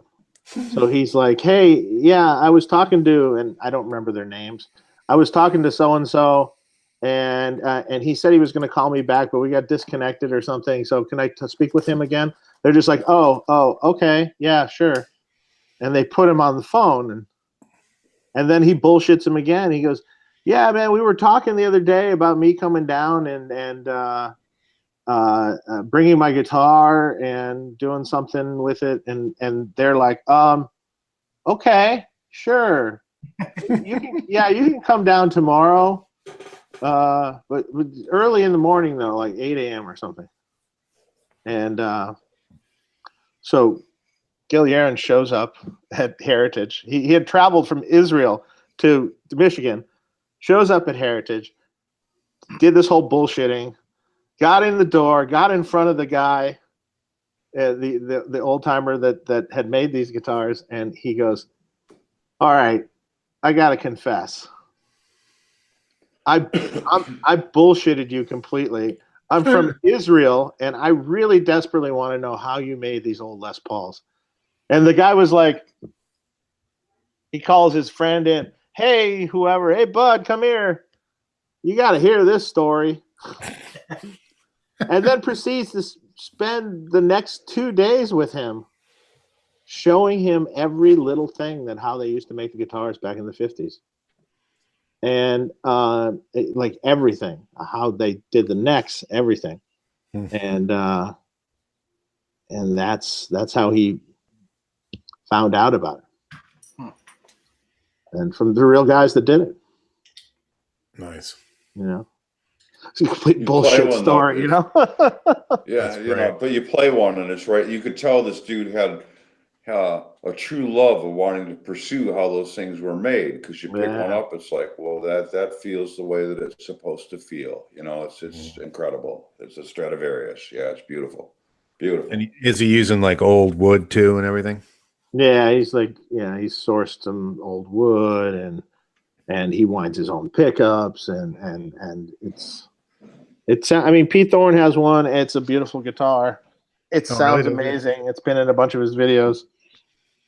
It's funny because a lot of those old PAFs, at least the way Gil makes them, the pickups are very very stringy sounding. They're not that hot, and they're almost telly like sounding in some respects. And when you listen to like old Jimmy Page stuff and stuff, you hear that actually. You hear some of that stuff in the Les Paul tones and stuff that we knew weren't the telly. Yeah, because they weren't that hot. I mean, seven, well, the 8K-ish, around 8K-ish. Yeah. Yeah. 7.5 to 8.3, or they kind of varied wildly. Yeah. I mean, I've got an antiquity that MJ made that's like maybe 8.0, 7.9, something like that. I know, I got to go visit her. Yeah, you need to. They're actually I was talking to her just the other day. They're at the Dallas Guitar Show this coming weekend. So yeah, Seymour sent me a picture of Brad Paisley was just there at their office. Yeah, I saw that. I saw that online. Yeah. Yeah, they took a bunch of pictures and stuff. Yeah, and now I actually saw Seymour's doing like a video series now. Did you see that? No. Yeah, like it's called Seymour's Studio. Mm-hmm. And they like asking him questions, and he has some, you know, kind of like talking about his history and stuff. I was like, oh, that's cool. I'm glad that he did that. I wonder where they got that idea. Yeah. I'm glad you said it. I didn't. That's fine. That's cool. Yeah, I'm glad. I'm more power to him. That's fantastic. Yeah. You know, I think a guy like that needs to share what he's experienced over the years, and share the pictures and share the knowledge and stuff. Because otherwise, it's going to be gone. Yep. Yeah, it's going to be gone. He's a legend. There's no doubt about it. Yeah, absolutely. No doubt. So, all right, let's go back to the chat and see what else we got. So Eddie Van Hendricks has a question. That's a great name. Yeah. Question for Dave. Are the Friedman 2x12 cabinets port designed specifically for V30s? Will the port design work for other speakers? It'll work for other speakers. Just so happens that cabinet sounded particularly good with the vintage 30s in it. So that's why I've left them in there. I think it sounds good that way. Okay. Dustin Wilborn has a good question, and this has been asked before. I don't know if we've answered it on here, but I like how he asks it. Take us into the weeds of the Butter Slacks development. So the Bill Kelleher amp. Well, he had first he had a BE amp, then he had a double J Cantrell amp, and then we kind of discussed maybe doing an amp with him, and it's pretty simple. We kind of took elements from some of those other amps and some other amps he owned, and kind of just all shoved them in a box. Simple. That's cool. There's not really too much to it. And the name came from him. The name came from him. It was one of his first bands. Actually, his a friend of his nicknamed him that. One day that his friend said to him, "Hey, what's up, Butter Slacks?" instead of "What's up, X Slacks?" You know, and it just sort of stuck. So that's the story from Bill. So I don't have any That's more to add. What's up, Butter Slacks? Yeah. That's great. Let's see. Seduce kicks ass, Derek Esposito says. Eh, You guys have never heard that before, right? no. That's good to hear, right? This is the normal chant at the show. Dan Pfeiffer, Gil would be a great guest on the show. Yeah, we'll have to get him on. Mm-hmm. Is he in Israel? Is that where he's located? No, he's living in Arizona now, I think. Okay. Corey Brown. This is a cool question. I don't know if I can tell you much. He said, "Hey, Mark, I've watched almost every episode of Tone Talk and have learned a lot about Dave, but very little about you. How about telling us your story?" My story. There's a lot to my story. I'm originally from New York. I won't make this a long story. I'm originally a drummer. So I've been playing drums since I was like probably, 16 or so. And then I picked up guitar maybe about less than 20 years ago. So, but I've been in a band, been back and forth in bands. I played in a band in New York City, as I mentioned before, where I played drums. There's a bunch of videos on YouTube of me in a band called Gumption Trap. So if you want to look that up, and then I was in a band recently, just as now I'm in my middle ages. I was in a band called the Grateful Dads. Wow. Wow. And we eventually changed the name to Decades, but it was just a cover band, just doing rock cover stuff, 60s to 90s. So, but how I hooked up with Dave is I was on another YouTube show. Dave was a guest on the show. I left that other show, and then Dave and I hooked up to do this show. So that's kind of a quick summary. I'm a wannabe rock star. Let's just say that I've wanted to be in the music industry forever, and to be able to do this show and have guys like you guys from Seduce, and to be able to do the show with Dave is just a freaking honor. So it's been great for a year, and looking forward to all the other stuff that we've got going on. Cool. Yeah, it was. All right, guys. Now give me, David and Marky, give me some good stories. Let's talk stories. There you back go. in your time. Ones that won't incriminate you too much. Yeah, dude. All the ones I think of are like the worst, just like, wow, dude, just bad, dude. I don't know. Yeah. Just young guys finding our way along. Out here, man. What's this? Name a town, we'll tell you. Well, any fun stories with any bands that we might know that you guys hung out with or had some fun with? We went out for a few shows with the Vinnie Vincent Invasion. His whole backing band was Slaughter, and they already had a deal as that band, but they didn't tell Vinnie. Wow. Yeah, that was pretty good. So they had their own agenda, and he had his own, and they didn't mesh, and he didn't know it. And it was really funny to watch every day. It was just great. Yeah, it was good fun. So secretly, you knew that Slaughter had a deal.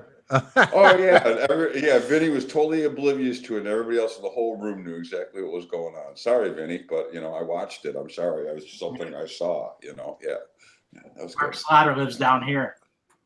Yeah, lives in Nashville. Yeah, that was when them guys were in their heyday. Yeah. Wow, that's funny. Pull up a good story, Marky. What do you got? Come on, dig it up. Gosh, there's been so many different things, man. The way we looked and stuff, people were messing with us like that. I remember one time we were playing in Canada, and oh man, yeah, I know what this one is. Yeah.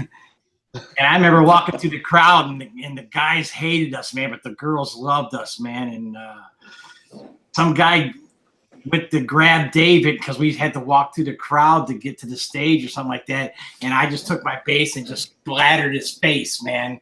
And fell in the crowd somewhere. We just went on stage with our hair all wild and crazy, and things like that have happened. I was always, looking for fun things to do for the gang after we played shows, and being in Miami or in Fort Lauderdale, and just going to casinos and all that kind of crazy stuff, meeting people and just having fun. You only live once.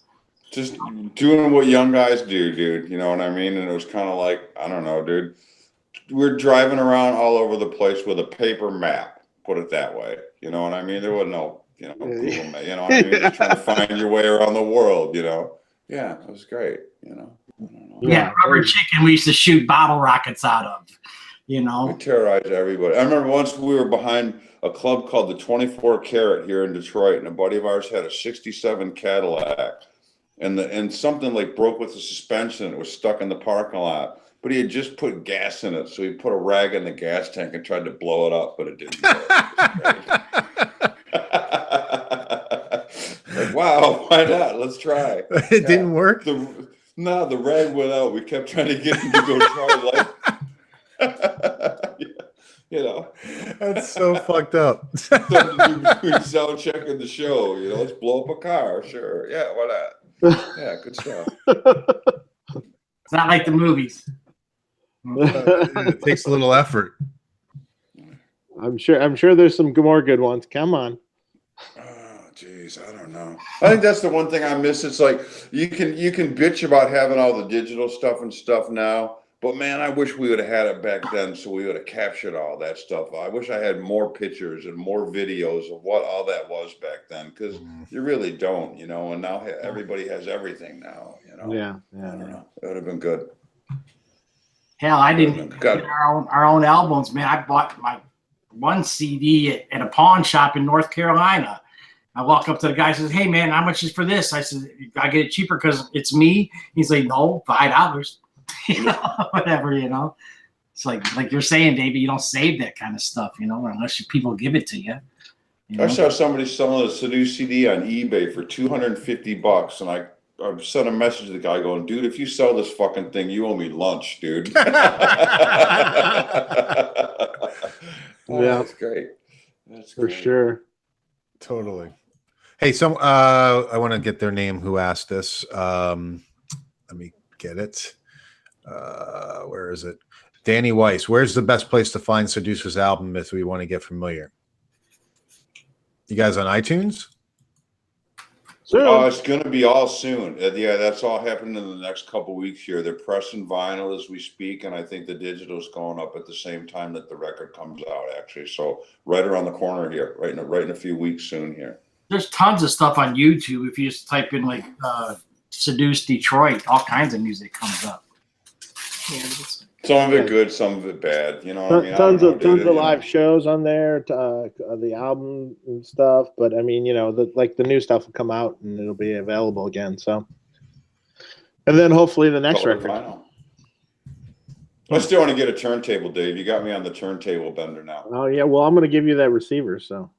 Oh, that'd be great, dude. So. You'll see this thing, Mark. He's got the pimpin' like 70s Marantz, big old huge thing. It's like, oh yeah, that, dude, that's great. With the blue light and the big roller wheel for the tuner. Yeah, that's great. Oh yeah. You know what I'm talking about? It's like the total like Hugh Hefner, James Bond, Playboy stereo receiver. Totally. Tell you, man, you can go get that U-turn audio turntable. It's going to be $150 or something. It's really good. Yeah, I'm in, dude. No, sounds good. Not too bad. And then you find yourself some speakers.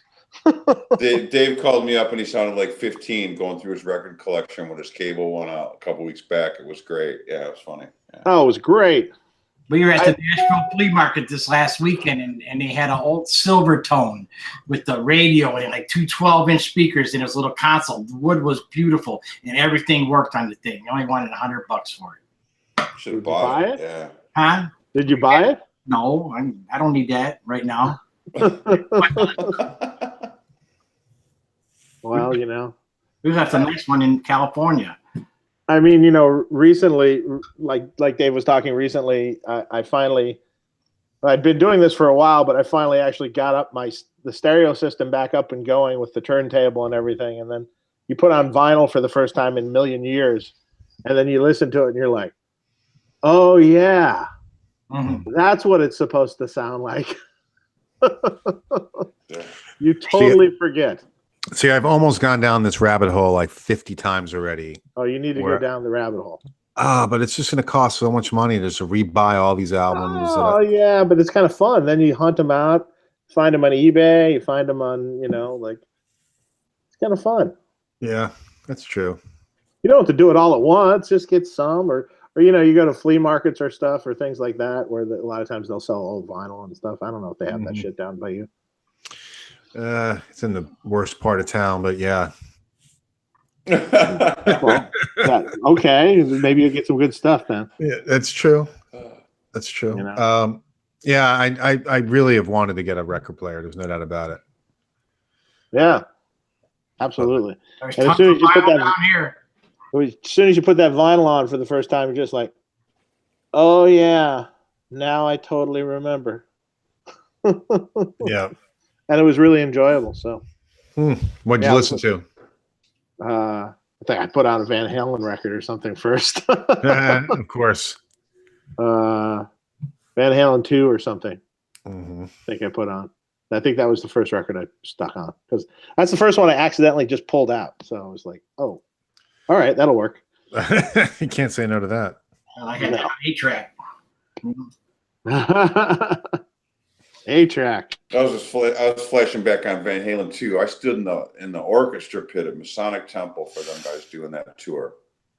It was great. Bastard. No, it's great. Like microphone stand, right? Yeah, it was at their peak, totally. Just at their peak. What a show! What a show! Oh man! Walk out, play "Light Up the Sky," blow the place up, just destroyed. First song, destroyed. Yeah, incredible. Yeah, incredible. That's what I love that song. Love that song. Yeah, I mean, God, it was just on such a level you couldn't even imagine it. Watching that all happen for real. I watched an interview with David Lee Roth on Joe Rogan's podcast a week or so ago. And he was talking about it was like to be them back then. It's like, man, too huge, too huge. I didn't know David Lee Roth was on Joe Rogan. Yeah, it was really good. He's a funny guy. Yeah, it's good to watch. I'll check that out. I saw that David Lee Roth just performed solo somewhere in like Texas or something for like some benefit or something like that. Oh yeah. Wow. I was like, wow. I know he has another record that John 5 did with him. Yeah. Hasn't come out. Something. So. Well, hopefully he'll do something. Wolfgang's supposed to come out with an album. Yeah. Really? Wow. Yeah, he played all the instruments on it. Everything. Huh. Yep. Wow. But who knows if and when it's How coming can out. anybody do that? Yeah. That's crazy. Yeah, he's pulling a Prince. He'll just be known as Wolfgang.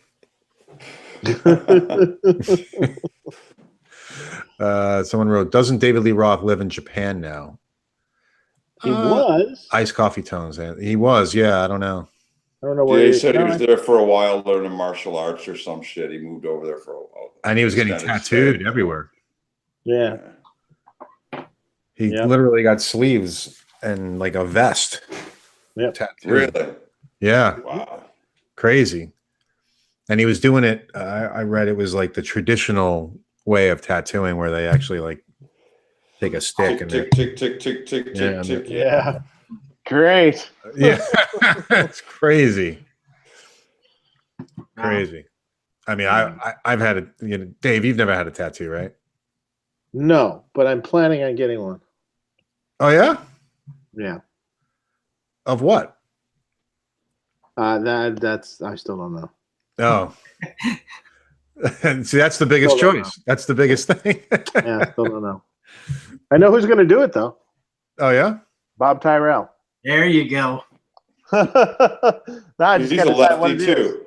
We already discussed with Bob about that in NAM. Yep. Yep. He was at the last NAM again in the booth and the one previous too. And I seen the picture of you guys. yeah, so and Bob's out here half the time and in Detroit the other half and then traveling the rest of the time. So he's like, yeah, he'll do it. So why not? One of the best in the business. He's the man.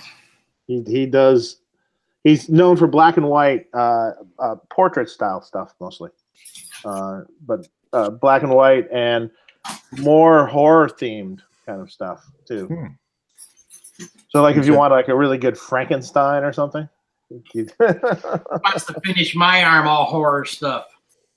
Oh yeah. I got Bela Lugosi up here, you know. Oh, then you should finish it up. Yeah. What's his name? Bob Tyrell, you said? Yeah. Oh, He's a famous. lefty player too. He's famous. Huh. Okay. He was a judge on that Ink Master and all kinds of stuff.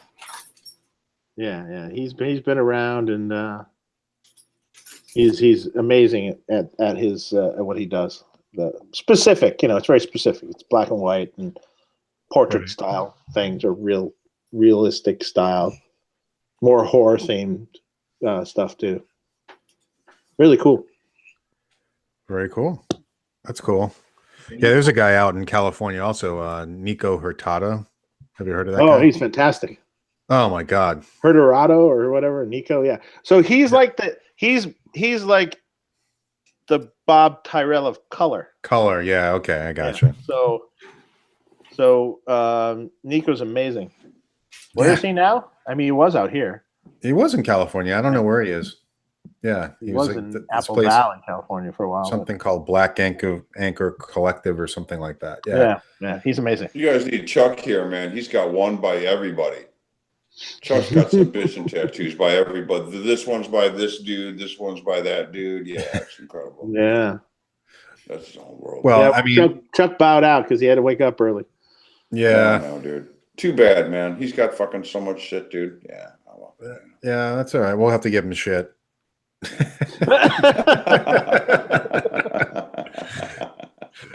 It's like, come on, man. I've been doing this.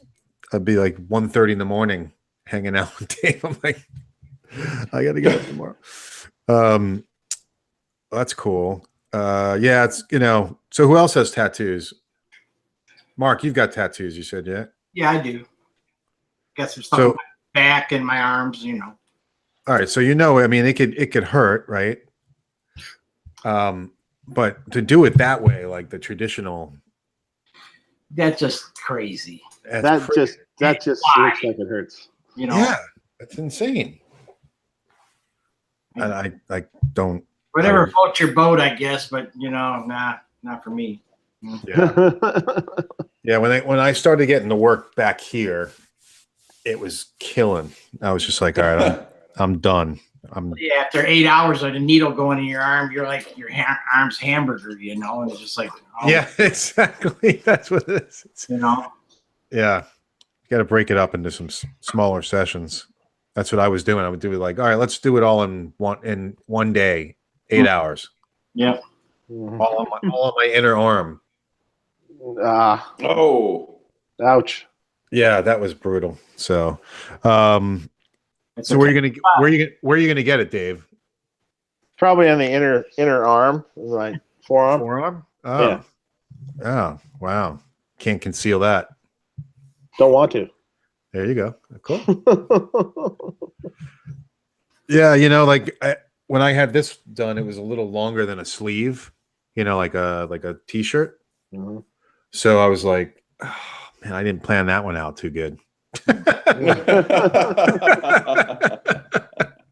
was like, I should have planned that one out better, but that's all right. Whatever. One day, maybe I'll finish it off all the way down. Let's see if there's any questions. Timothy Pierce, what's up, buddy? Dave Friedman, any new pedals or amps coming soon? Well, we already got a bunch of stuff still coming, so Yeah. So if you don't know, there's a wah, and there's pickups, and there's speakers, and there's 2 new pedals, and there's another monitor cabinet that we make for modelers, and B50. the DP. well, the B50 came out. Yeah, the B50 had come out, and it's just insanely crazy. Can't make enough of them hit. Really? Yeah, it's like crazy. No one can keep them in stock, and I'm just like looking at the numbers of how many we've made so far, and it's like, wow, okay. Now, is it taking? Is the 100 taking the back seat to that, or are you still doing? Oh, yeah. Anything? So it's just kind of replacing the 100. Well, just the features. I mean, we haven't done a B50 or B100 Deluxe yet, but that that will happen eventually. Right. Now, here's an interesting question that's come up, and somebody mentioned this to me. I won't bring up their name, but somebody brought this up to me at NAMM, and they were like, I'd like you to ask Dave why he keeps updating his circuits. I just got the amp like a year ago, and now I feel like I have to get the next newest thing. He's like, why does he do that? And I'm like, because he has a business. And that's what people do. Well, you don't have to get the next best thing, but the B50 Deluxe was just basically it came about because, well, it originally came about as I was trying to do an amp for Sweetwater for an exclusive, and then I wound up making that amp, and that was too good to be a exclusive.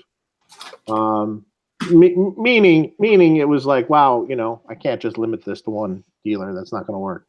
Mm-hmm. So they got exclusive for a little while, and then we brought it out. Basically, it's all the stuff that I would do to other amps that people would ask me to do. I can't wait to hear that Deluxe. Yeah, that sounds great, dude. That sounds great. It really does. And Dave's is not quite a Deluxe. It's like a super Deluxe. Yeah. Oh yeah. So tell us. Oh, you want to save the rig rundown for Pete? No, man, it's just a little different. Just slightly tweaked.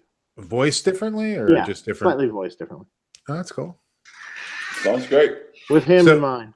So David, you're going to be running that with the small box together? Yeah, just with a splitter. Yeah, just one on one side, one on one cab, one on the other. Yeah, sounds great.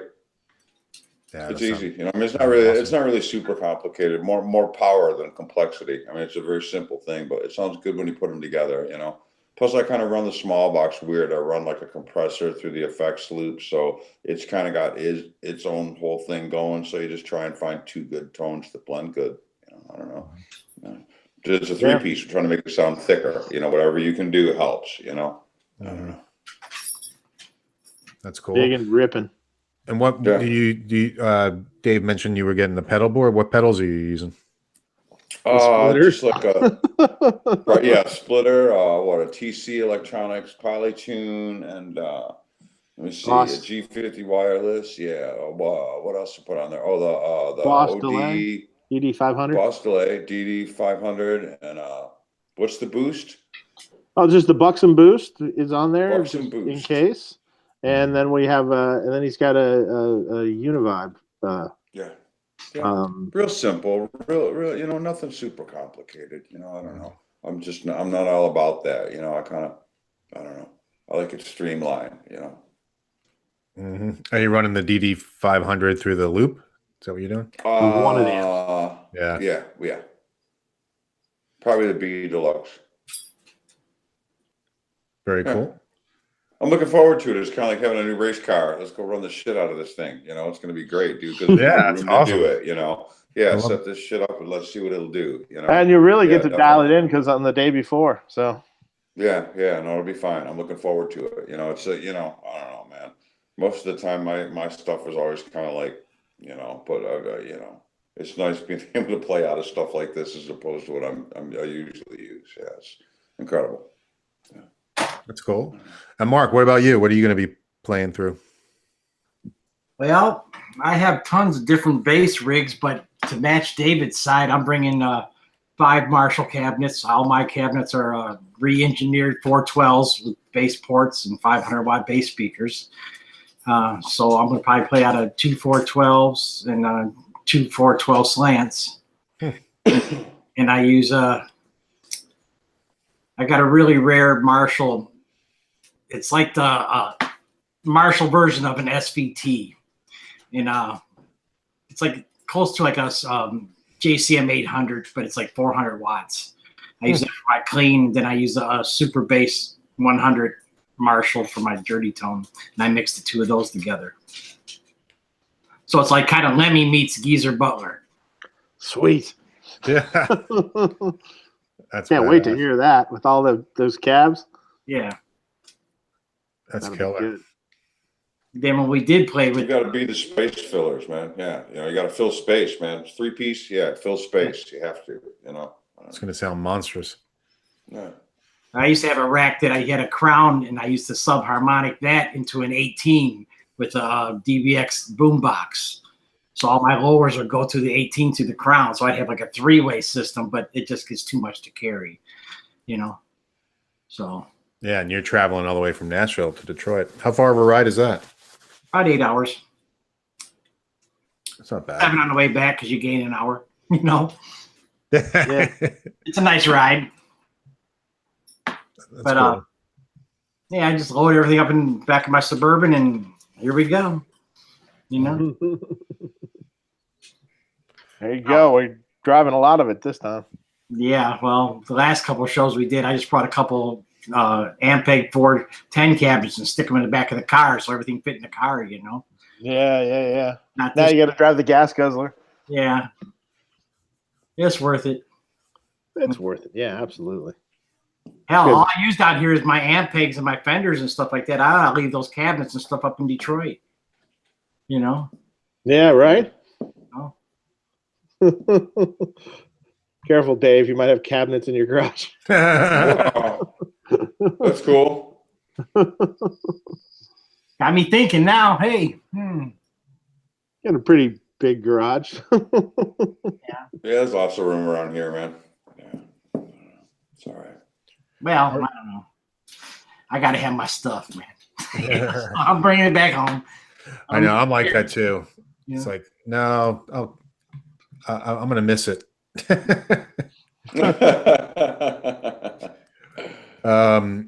So we got a question from Ardashir Mystery. Can you please ask Dave if any bassists use gear made for guitars by him? Thank you. Huh? Wait, what? Any bassists using your guitar gear? Not that I'm currently aware of. I've seen Actually, a couple. I have heard someone was telling me that they were using a Dirty Shirley for bass, which I would think would be good, and some of the pedals I've seen people use. Mm-hmm. I used the Runt direct out into my computer. I did what Michael Nielsen did once. Yeah, no, that works. Yeah, That's a cool bass sound, actually. yeah, it worked. Mm-hmm. Sounded good. So yeah, I mean, it can happen. Iced Coffee Tones. Has Dave ever had any dealings with Richie Kotzen? I've done an amp repair for him once. That's about it. Winery Dogs, great record. Yeah, man. Richie's great. Yeah. Who knew he could sing like that? Yeah, he's Oh amazing. yeah, no shit, dude. Yeah, effortless. I was like, wow, he's got some voice. It's too bad too, because like no one knew that. Any of you think that there will be one more Van Halen tour? My answer is no. No. Depends on Good the question. If there was, it wouldn't be the same. You know, Well, it hasn't been the same. right? It's not Yeah. the same anyway. I mean, even if they were to get Michael Anthony back, and even if they got Sammy, or I don't know, just like I said to my wife just recently, I'm like, you know what? I went to the 2007 show. I went to 2012. They came out with another album. I never thought any of that shit was going to happen. So I'm pretty happy as it is, as a fan.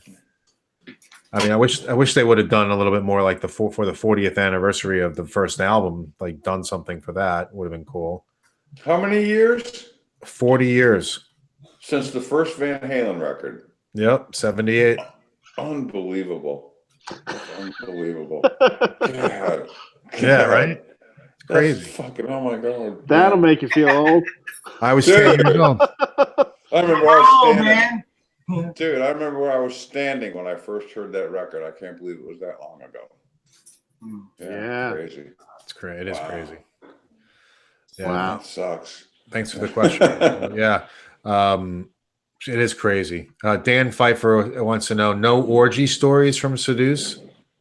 I don't know, man. Yeah, that's... Maybe not that can Gee. be told. Yeah, it's like, who wants to go into all that stuff, man? I don't know, dude. Yeah, there's some pretty gruesome ones, I guess. I don't know. Just It tell was a different time back then, dude. Right, it's not sex talk, right? Yeah. Wow. Here's a good one. Question for Dave Black. What is your best starstruck moment meeting one of your favorite idols? David Friedman, isn't it? Yeah, right? There you go. I got a good one. Give me a sec. Oh, I got them all choked up. When I was a kid, I was in elementary school, and I went to a Halloween party in elementary school in 6th grade, and a kid brought a copy of Black Sabbath's Master Reality to the elementary school Halloween party. And I heard Sweet Leaf by Black Sabbath. So I went home, and that Christmas, I asked my folks for that cassette tape. It was the first cassette tape I ever had. And it was like I had it for years and years and years and years. Mm-hmm. More years go by, and I got to end up opening for him at DTE. So I'm standing there smoking a cigarette out back after the show, and Geezer and Tony come walking up and said hello and whatever. And it just blew me away there for a second that I was standing there talking to the dudes that were on the tape that I used to sit on the edge of my bed and try and figure out how to play. Mm-hmm. And it was them. So I went all the way from the edge of my bed to talking to the dude that was on the tape. And it freaks me out. That's a long, I grew up in the sticks. That's a long leap from where I grew up to playing a show with Black Sabbath, the dudes that were on the tape. Yeah, that's That's awesome. my best Yeah, one. that's great. That is killer. What about you, Give me Mark? chills, dude. Oh man, being down here in Nashville, I run into people every damn day. Yeah. It's a lot of world-class players down here, but I got a good story, at this one club, and I'm with my girl, and I disappear like I usually do, and she's like, where the hell Mark go? And she's looking around for me, he's probably out there smoking or something. And she sees me out there, is like, oh, Mark's such a nice guy. He's out there talking to that homeless guy. So a half hour goes by, 45 minutes. She's like, I'm going to go out there and see what the hell he's doing. And I'm out there talking to the same guy. He's rolling his own cigarettes, drinking past Blue Ribbon, just grubby looking like that. And she's like, man, you're so nice talking to that guy. I said, honey, that was Roger Glover from Deep Purple. Just hanging out, That's awesome. There you go. You want another one? I got another one. There you Okay. go. Tell us. You want one? The Ramones were playing the State Theater in Detroit. So we went down there, and this manager guy's like, so do you want to meet him? And we're like, yeah, sure. So we go backstage, and we're in the Ramones' dressing room, and they're in the next dressing room over doing an interview. And the Ramones, you know, I used to put the Ramones' "It's Alive" in my ghetto blaster in my bed, and I'd rewind it before I went to sleep. And I'd wake up in the morning and light a cigarette and hit play, and the Ramones would start my day every day for like a year. It was crazy. Every day, that's how I started my day, was with that one tape. So I'm in the Ramones' dressing room, and Joey Ramone had these bitchin' white leather gloves with the black piping around the fingers, you know. And I saw him, and I grabbed them, and I stuck them in my pocket. I'm like, I got fucking Joey Ramone's gloves. How cool is that? So I thought for a second, I'm like, wow, dude, you listen to this dude's tape every day. You love this band. These guys are one of your favorites. You're going to steal his shit. So I reached in my pocket, and I put his gloves back on the table, and we walked out, you know. So a couple months go by, and we actually played the first MTV live video simulcast with White Lion at the Ritz in New York. So Joey Ramone shows up, and I walk up to him, and I'm like, dude, I was going to steal your white gloves in Detroit, but I didn't because I like your band so much. So he bought me a fucking gin and tonic, and we sat there bullshit at the bar about Pontiac GTOs and shit like that. It was great. So I got to meet him and hang out with him because I didn't steal his shit. It was good. And I don't want to ruin that story, but me being the dad I was, I'm the one that told you, David, put his fucking gloves down. Did you? I don't remember. Yeah. See Big Brother in action. Yeah, probably, dude. That ain't cool, man. Put his fucking gloves down. Yeah, dude. Yeah. I don't know. It would have been a good trophy, though, you got to admit, you know. Oh, but yeah. I don't know. Yeah. I remember being a kid, being at Masonic Temple, going backstage, looking at all stuff like that, and Rush was playing, and I looked down the hallway and I seen their anvil cases full of their costumes, outfits, whatever you want to call it. And I go in and it was like their green room or whatever like that, and all their stuff was there, and all their Geddy Lee basses, and Alex Lifeson's guitars were there, and I was with two of my buddies, and I was playing Geddy's Lee Rickenbacker, and he had that one Fender that was cut up like a teardrop or whatever, and I was playing that, and there's a fire exit right there, and I'm like, let's do it, man. And we did. So You didn't do it. no, Yeah. those kind of things happen, you know. Yeah, it's crazy, man. When people Karma. yeah, it's true. It's true. Yeah, we actually well, I guess we can't really talk about that, Dave, right? Oh, the thing. Yeah, right. The guitar. Are we not able to talk about that? Oh, that guitar. No, You could do it without talking about whose it is, without the names. we could. Or the names have been changed to protect the Probably. innocent. You know? I don't see why not. Well, Unless yeah, you want to save it.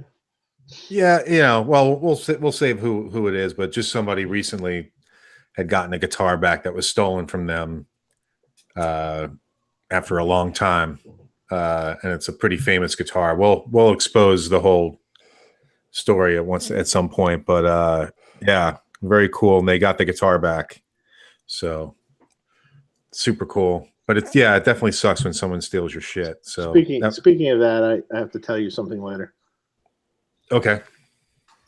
about the show. Okay. Yeah. Well, I'm in the dark here. I'm gonna have to find out in Detroit. Yeah. We'll tell you afterward when we We'll tell you when we go off the air. Yeah. Stay on Sorry, I for a can't. Yeah, sorry, but yeah, it will be a future Tone Talk show. Cool. Wow. Stay tuned next week. Yeah, there you Yeah, exactly. Damn, wow. That's funny. So who asked? Eric Tripton, you guys use Motor City pickups. I don't, but I've heard good things. I met have. that cat. He's a great dude. Yeah, I have. Wade's a cool dude. And I have many guitars in my shop that have those pickups in it. So they're great pickups. He does great stuff.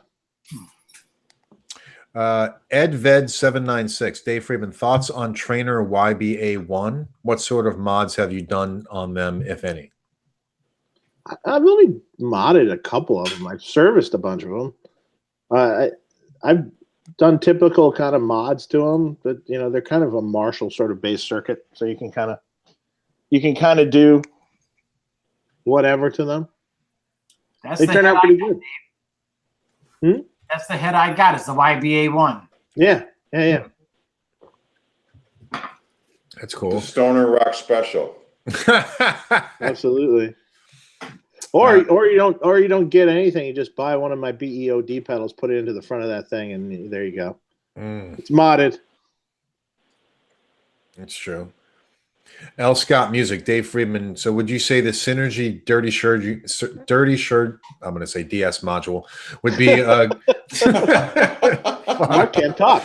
I can't fucking talk tonight. Would be a good bass preamp sound?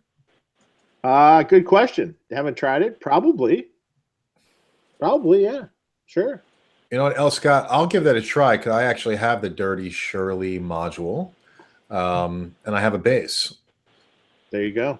I'll give it a try. Interesting. Okay. Andy Pesia, I have a 2nd degree black belt. Good stuff. Yeah, that's my favorite. The 2nd degree black belt? That's the one. What is that? Just a really open sounding percussive punchy rock style PAF. Oh, it's the pickup from Motor City Pickups. Motor City Pickups, yeah. Okay. Okay. Yeah, great pickup. That's cool. Yeah, I was gonna have MJ make me a custom pickup. There's so many options now, but I definitely want to get one of the Friedman pickups too. After she was talking good, about man. After she was talking about her tamales, I just want her tamales. Yes, totally. Her world famous tamales. And Brad Paisley sat down and had tamales with her. I saw. So, yeah, I definitely want to do that. I got to go up there. You definitely should. The Zen Master, with Tool coming out with a new album, has there been a lot of requests for Adam Jones amp modifications lately? No, it's not really modifications per se. It's a old Marshall with a couple little component changes. 4-input Marshall, they cranks. So sounds really good though. And L. Scott, the Dirty Shirley is a good rock blues amp. There's no doubt about it. It can do blues. It can. I mean, that's my opinion. I have the Synergy module, so I can only speak for the Synergy module, not the actual amp itself. So, Dave, the amp is wicked with the Buxom boost in front of it. If you want to make it into something that it's not, it has a really cool. If you're gonna make it tighter and more vicious, it has a really cool feel to it because of the tube rectifier and stuff when you do it with that pedal. It's like crazy good. It's like my favorite. Cool. Tylenol 88. Hey, Dave. Now, I don't know. I think everybody's amps are different, but what do you think of Bogner's amps compared to yours? They sound different. Wow. Bogner makes a good amp. It's just a different voice. Yep. Different voices, different recipe, different kind of pizza. You know what I mean? He makes good stuff. Different engine. Yeah. Different engine. Different engine. Yeah. Different car. It's a car, but it's a different car. But it's a high-end car. So, yeah. Good stuff. Fast car. When will the Two Rock guys be on Tone Talk? I'd love to have them on. I don't even know who the Two Rock guys are anymore. Well, I don't know who they are either, but I know that they make good stuff. So yeah. But, Bogners are very dark to my ear. I've not played through a lot of Bogners myself, so I can't answer. Yeah, if you're talking about an ecstasy amp, yeah, it's pretty dark sounding amp. You have to turn up the presence a lot on it to get it to crisp up. Yeah, people are talking about vinyl. I missed the scratches on vinyl. Iced Coffee Tone said. I was thinking that earlier. The scratches Yeah. and the pops. The pops, the scratches. Yeah, I remember listening. One of my favorite albums of listening, actually, the album was Physical Graffiti. Sure. Yeah, Oh. definitely, man. Yeah. And when it would get quiet, like listening to like 10 Years Gone, and you can, you just hear a little bit of the guitar, but you hear like the album moving and everything. And it's just. Yeah, the problem with Well, some that of was the a records, wave of sentimentality there, man. That was great. Yeah. Yeah. That was great. Thanks. It just like brought me back. Yeah, totally. Sure. well, see, there you go. You need the vinyl setup. I do. I I do. I just got to find a place for it. All my records would skip before the solo because you drop the needle down a million times in front of it trying to figure it out, Yeah. That's great. Back when it was hard to figure things out. Oh, dude, yeah. My shit was all destroyed. No one would loan me their records because I wrecked them all. Yeah.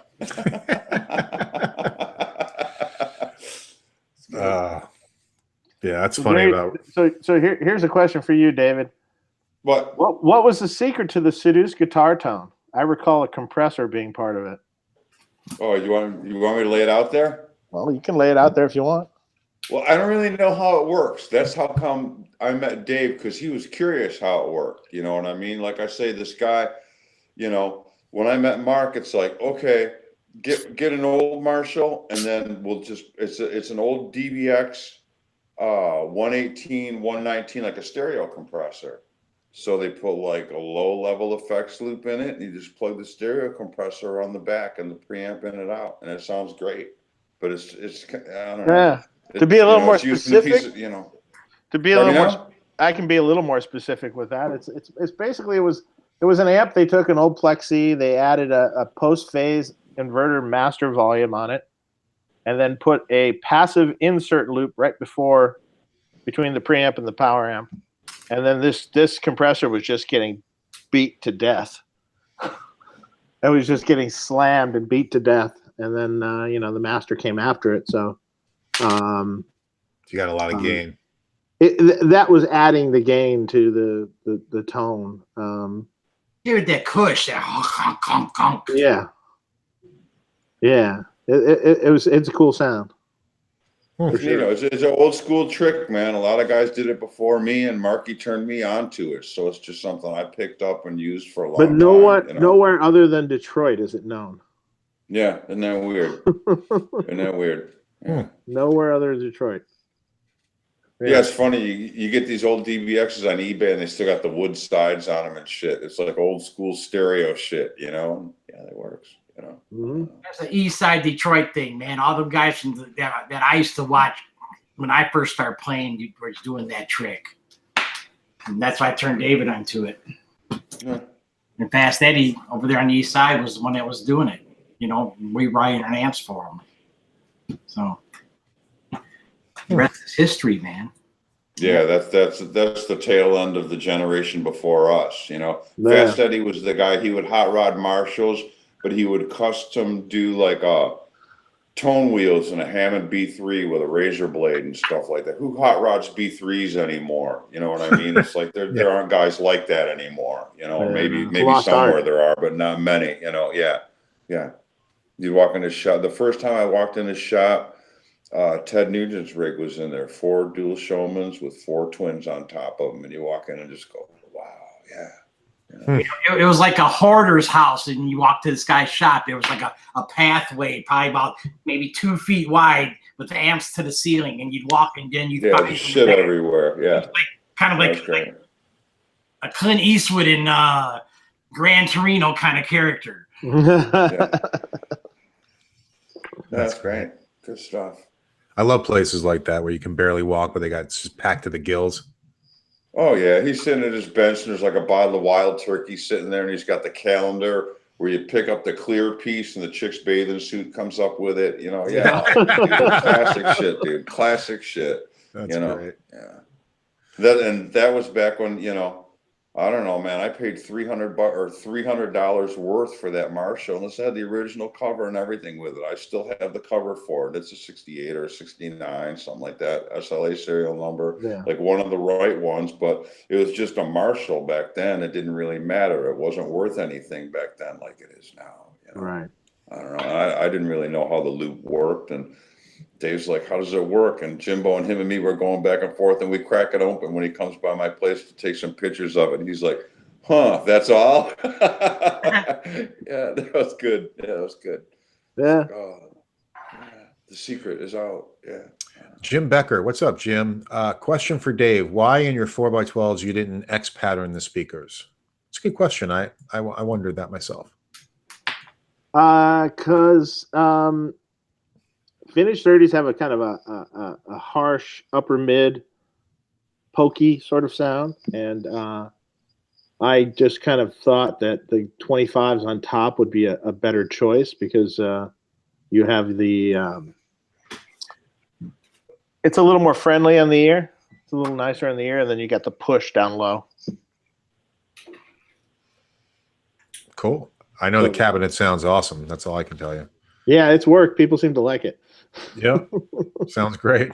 I got a 212 little Marshall that's got vintage 30s in there, and I put that small box to it, and it rules. Yeah. Kenny, when you think Kenny is, Yeah. way better than what he plays on. Well, at least he's got it now. David Keir, any stories about Pellerito guitars and basses from back in the day? Pellerito, Tom Pellerito, sure. Yeah, Park Prater. Since then. Yeah, Park Prater. Yeah, he still does my stuff to this day. You know what I mean? Tom still helps me with everything. Just because he's great. He's a great guy. I'm glad I got to meet him too. Yeah, just another cat we met along the way, but he still works on all my stuff. Well, that's cool. He's the one that built our custom V's on our first album. Yeah, he does all kinds of stuff. He's good. And we got a question from the Zen Master. Speaking about Detroit, interesting that Echo Park moved his guitar making to there. Does Dave talk with Gabriel?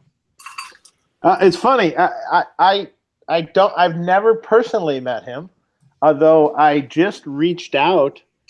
I mean, we know who each other is, and I just reached out to him because I'm going to be there several days, early before this show. And I'm like, hey, man, I want to come see your shop. I want to see what you're making. And so he said, look him up when he got in town and we'll go check it out. Cool. So, you want to go, Dave? Everybody's coming to Detroit. Everybody's moving to Detroit. Oh, yeah, sure, I'll go. Yeah, a buddy of mine went down there to see what they're up to, and they're doing mostly repairs and stuff now. They're still trying to get it. No, he's building a bunch now.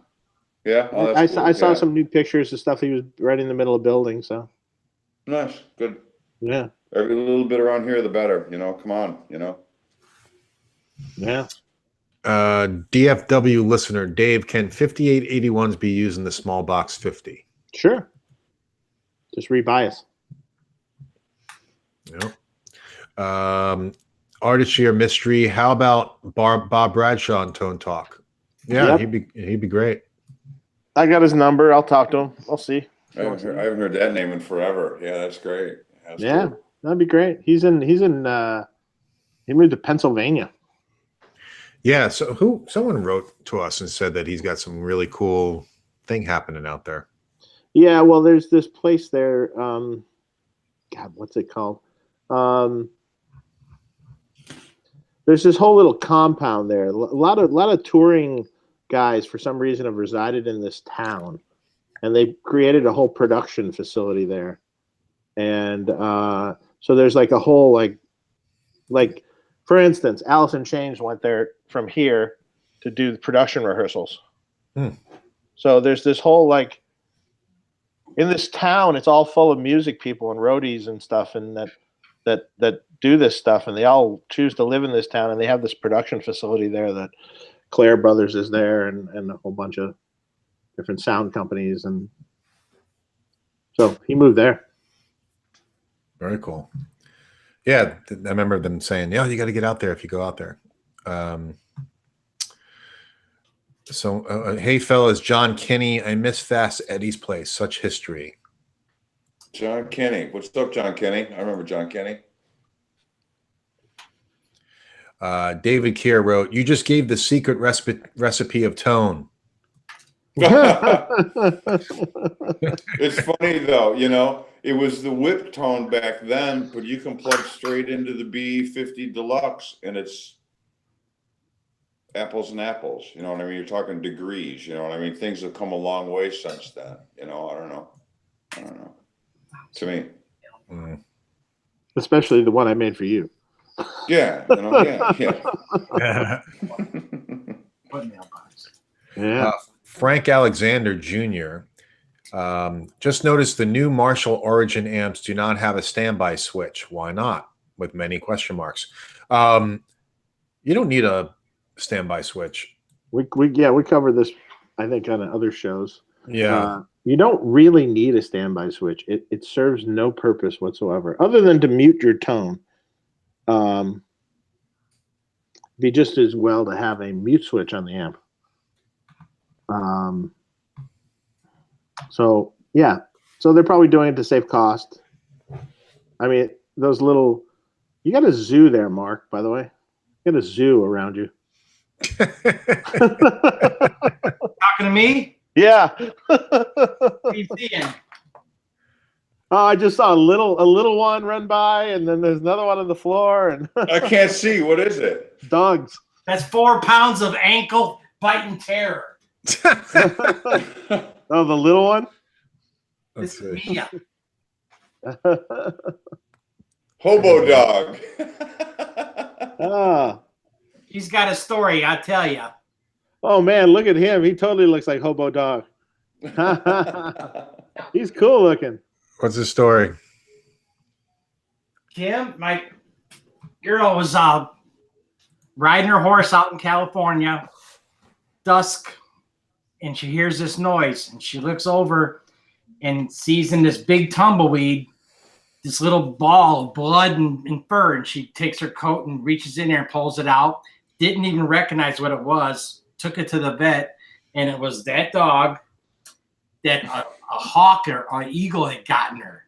The talons picked her up, and they take them up high in the sky and drop it, and she fell into the tumbleweed. And that's what saved her. And Kim had her fixed up and brought her home. And the day she got home from the hospital, the German Shepherd Kim had bit her half of her ear off. Oh God. You know, so she's a tough one. It's like she's the boss of all of our dogs, man. We got 5. That was oh wow. Yeah, like I said, you got a zoo going on around there. I got a 130-pound Arctic wolf right here. This is Harry Winston, another little guy. You know, his blues name is Big Dick Winnie.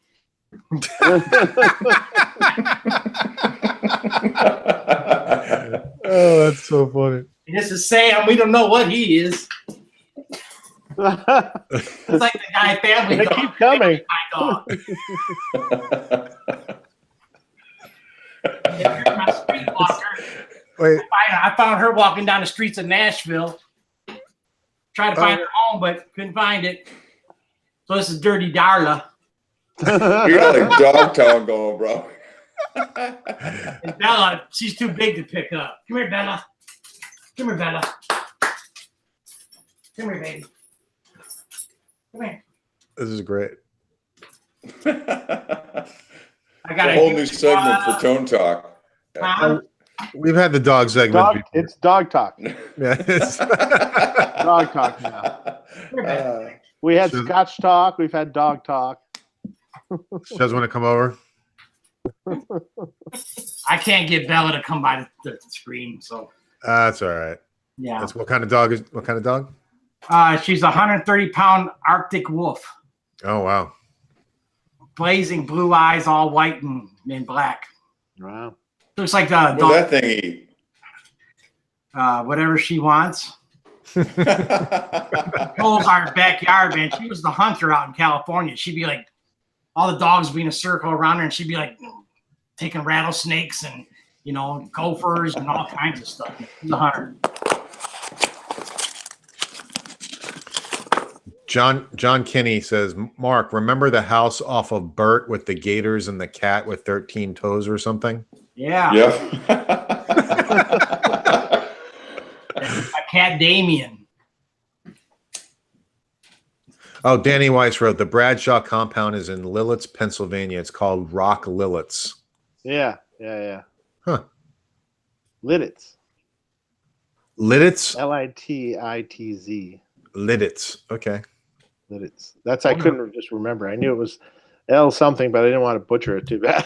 I wonder how far away that is from my client that I go to in Pennsylvania. Here's one. David Kerr goes, Friedman David Black signature amp? Question. Every guitar player from Detroit owes it to you to buy. David Black influenced a generation of guitar players, best player of Detroit. Nice. Thank you. Awesome. Yeah. Thank you. Awesome. That's cool. You gotta like when you hear that stuff, right? I never even know what to say when I hear shit like that, dude. He just like, you know, blushes and goes, "Oh, geez." Yeah.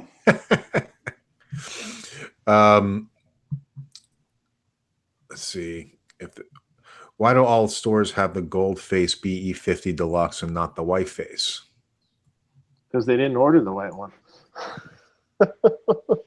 It's not. That's a good question. I don't know if it. The white was sort of a custom order thing, so the store would have had to order it in custom white to do that. You can get one though. I don't know how long it'll take at this point, but you can get one. Yeah, take a while, but it's worth it. It's worth it if you want it. If you want a different color, you can see that I got mine. So yeah, that's got that sexy That's off classy white looking, man. Yeah, I was calling that earlier. That's classy looking. Yeah, I love it. It's like it's a really nice white. It's not white. It's just like a little creamy. Right. Just a little bit. Just a little though. Just like off white. Right. And exactly. and that's what makes it give it kind of a classy look with the gold. Looks cool. Yeah, looks killer. That's what makes Dave Friedman's amp sounds good. When you listen to him describe white, listen to that. If all that thought goes into the white, how does the rest of it work? Right? There it is right there. There's no doubt about it. Hey, what's with the 5150 behind you? Is that a 5150 cab or head shell there? Look at you. Who, me? You're like I don't even know how you can see that in the little screen. I saw the stripes. Oh, the head shell. Yeah, no. I have one on my bench that I'm doing something to. Gotcha. I saw the head shell with the stripes, so you know me. I had a request to make the loop foot switchable with a latching switch instead of their foot switch because it screws up on if you put it on a MIDI switcher, doesn't work right. So I have to do that, and then they go, could you put a standby on the front of it? And then and then the other question was, how about an overall master volume? Can you figure out a place to put that too? I'm like, I don't know where I'm going to put it. There's knobs across the whole damn thing. Yeah, it's got a ton of knobs. Yeah. So I'm that's working funny. that out. Cool. John Kenny says everyone in Detroit tried to copy David's tone. It was what it was, It Yeah, but they never. None of them got it because didn't have David's hands. Come on, That's, man, it's getting too. No, that's part of the tone. No, that's part of the sound. Any guitar player, it's part of the sound. Honestly, I used to like other guys. I'd like to let other guys play out of my shit once in a while just to see the look on their face, man, because it was great. Because it's a lot, the compressor throws a different curve in it, man, and it gets really lively when it gets loud. It's a lot to hang on to. Yeah. That's half the fun, Hey, Vinny's got a question here. Vinny Moretti. Dave, is it hard to put a concentric pot in the 50-watt EVH? I've never done it, but I hear people do it. Yeah, you can get it done by Fender. They're going to actually offer, I heard from Howard Kaplan, they're going to offer a retrofit on the older, like the 50-watt head that I have back there. You can get that retrofitted with the concentric knobs if you want. And Vinny says he has your scotch. I believe you. I just don't have it yet. Ice Coffee Tones, has Dave done any work on Sierra Tone amps? I know I'm not saying that right. I think we've asked that before. Yes, I have. Okay. Sure. And I can. Why did I move away from? Yeah, well, you got it. You got it. Why did I move away from plexiglass logos and faceplates? Well, the ones we're currently using are actually kind of, sort of, got the plexi-ish look. Why? Because one, the plexi wasn't holding up; it was cracking. It wasn't durable. It just wasn't holding up, and it's so you do anything to it, you can crack it. And so no, we went to a different material. Looks very similar, but went to a different material. So what else we got here?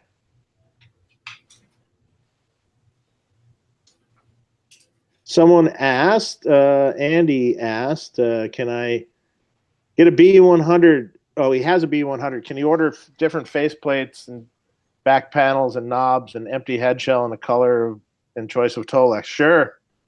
It all comes with a price, but sure, no problem. Email me, friedmanamps@gmail.com.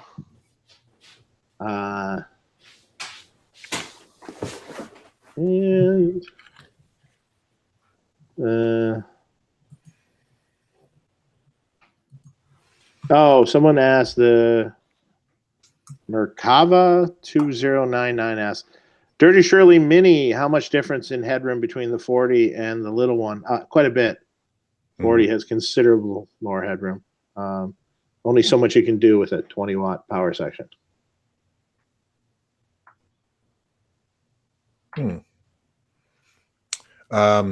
Franklin Alexander, one more question. Why didn't Gibson go with the trans performance equipped guitar that Jimmy Page used back in the 90s instead of the awful robo-tuners? No idea. Yeah. I think the Page guitar was crazy. I remember that thing. Yeah, the trans performance one? Yeah. I know someone. That was crazy. I had a client that got one. Wow. And you could just push buttons and would change all the tuning up. It was really cool, actually. Worked remarkably better than the robo-tuners. And that was where the buttons were on the actual body of the guitar? Yeah. It's a whole big thing that had to be retrofitted in it. Yeah, I remember that. David Keir, we talked about the Gibson Chapter 11 situation earlier. Why does Vinny Moretti keep retracting messages? Yeah, what's up with that, Vinny? What's up? He's drinking that scotch. That's why. Maybe. I knew Gibson was done when I saw them at CES. Well, yeah. Yep. Yeah. Well, that was because I can't fucking type, he wrote. That's funny. Oh, yeah, the Ox, Chris mentioned. I was going to order a 4x12 for my Dirty Shirley, but then the Ox came out, and I have to get that first. Have you gotten yours, Dave? No, I might need to get one, though, for the NAMM show in Nashville, because those bastards love to tell us to turn down, and we're already like, what the hell? It's already off. Yeah, totally. Let people just put headphones on. Yeah, here's a set of headphones. You can crank it up all you want. Yeah. Just got here. Can you reintroduce guests real quick? No. It's in the title, bro. Sorry. You're going to have to just watch it. Yeah, exactly. I'm not going to do that. Sorry. Thanks for joining us, though. We appreciate you joining the show. But no, if you don't know who these guys are, then you don't belong here. Wow. Oh, wow. Mark didn't mean that. He overstepped. He overstepped his bounds there. All right. I'm sorry. All right. All right. Dave reeling me back in. All right. No, seriously, this is Seduce, 2/3 of Seduce. So, and they're performing May 19th at Harpo's in Detroit. The show starts at 7 p.m. Seduce will go on later, though. If anyone can come out, man, please come out because it's going to be a really not to be missed. So, Awesome. It's only going to happen once. Are you guys going to play other shows though, as Seduce? Sure. Yeah. It depends. I don't know, dude. You have some. If something good pops up, we're always up for it. I don't know. Sure. Okay. We can came out and did Lucky Strike. Yeah. What's that, Mark? You do Nashville in June, huh? Yeah. I'll play, dude. I'll play. It don't matter. Sure. Set it up with the Sure. rock and roll residency. Say what? You should do it at rock and roll residency. I think they're doing a nom party or something. I know, but it'd be cool to. I mean, they always have the people, Right. At least for the rock people, that's what Right. people go to see. So that would be cool if you could do a little baby set or something. You want me to talk to Jeremy and Phil? Yeah, I don't know who puts that on, so I have no idea. I know the guys now that I'm in with it. Yeah. Well, it's your guys' thing, so why not if you want to? I know some people. Dave's going to be there. Yeah, I can see. Are you having a party this year, Dave, or no? You know what? We haven't planned anything yet, but I was asked that question earlier today, and I said the same thing. I just don't know if it'd be a conflict of interest because I think they're sponsored by Orange. The whole back are they? all Orange. Well, yeah, talk to him. Yeah. Paint You your You guys cabs wouldn't be orange. using any orange. Say what? Dave wouldn't be using any orange there. I never tried an orange. Yeah, I never tried You one. wouldn't be playing an orange. Yeah. Not your sound. Yeah. Now, when I was a kid, they always used to break. You might be able to get away with it with a BEOD in front of it. Sure. That works with anything. I've never Yeah. played an orange myself either. Yeah. Although I will say, I've owned them before. I've owned old ones. it's my Pictures on the knobs, the little fist on the knob and shit. I loved how they. Remember I that? liked how they looked. yeah. Their branding is great. I need to take an orange and just like an old orange and just gut it. Put something else in it. right. Oh, dude. No, like an old one. That would be cool. Just it would be a modded orange. I've never done a modded orange. That'd be fun. Yeah, Kim just pulled up a website or something like that. They got a summer nom orange spectacular. Oh, gotcha. Well, that probably won't work. Well, I can get Evan DeGraw's place. Right on Broadway. Well, I don't know. Yeah, Figure it out. we'll talk. Yep. Okay. Well, cool. We got Keith Bears in the house here. Hey, Keith. What's up, Guitar Guru Network? Looking forward to seeing everyone at Summer NAMM. Cool. I won't be there, bro. So sorry. This will be another year we won't meet each other in person. he missed Winter NAMM. I'll be there. So you guys will see each other. Well, hey guys, I want to thank you for coming on, Well, thanks for having us, man. It was awesome. David and Mark. Thanks. I'm going to do everything in my power to get out there to see your show. And again, for everybody who's watching, the show with Seduce and Cairo Knife Fight and many others is going to be at Harpo's on May 19th, starting at 7 p.m. You can buy your tickets already. And check out the band Seduce. Check out their re-released album that's coming out. And Dave, David Black, you said that you guys are going to have stuff on iTunes and other places. Yeah, where yeah, people... it's all going up at the same time. We just kind of put the deal together recently, so they're just tying it all up now and we're getting ready to go. Awesome. Cool. And speaking of iTunes, if you guys want to see our listen to our podcasts, we're on iTunes and the podcasts. We still have Tone Talk T-shirts. So Get your Tone Talk T-shirts. get the T-shirts. And we might have a special guest next week. I have to talk to Dave about that. We'll figure out. Might. We'll have to see who our next guest is going to be. So again, guys, thanks for coming on, Dave and Mark. Thank you. Really appreciate it. Thank you very much. Thanks, Dave. Awesome. Thanks. Yep. Cool. Thank you. No problem. You guys- Everybody have a great night. You guys stay on for a minute. Yep, you guys stay here. Everybody have a great rest of the week, and we'll talk to you soon. Take care. See you guys.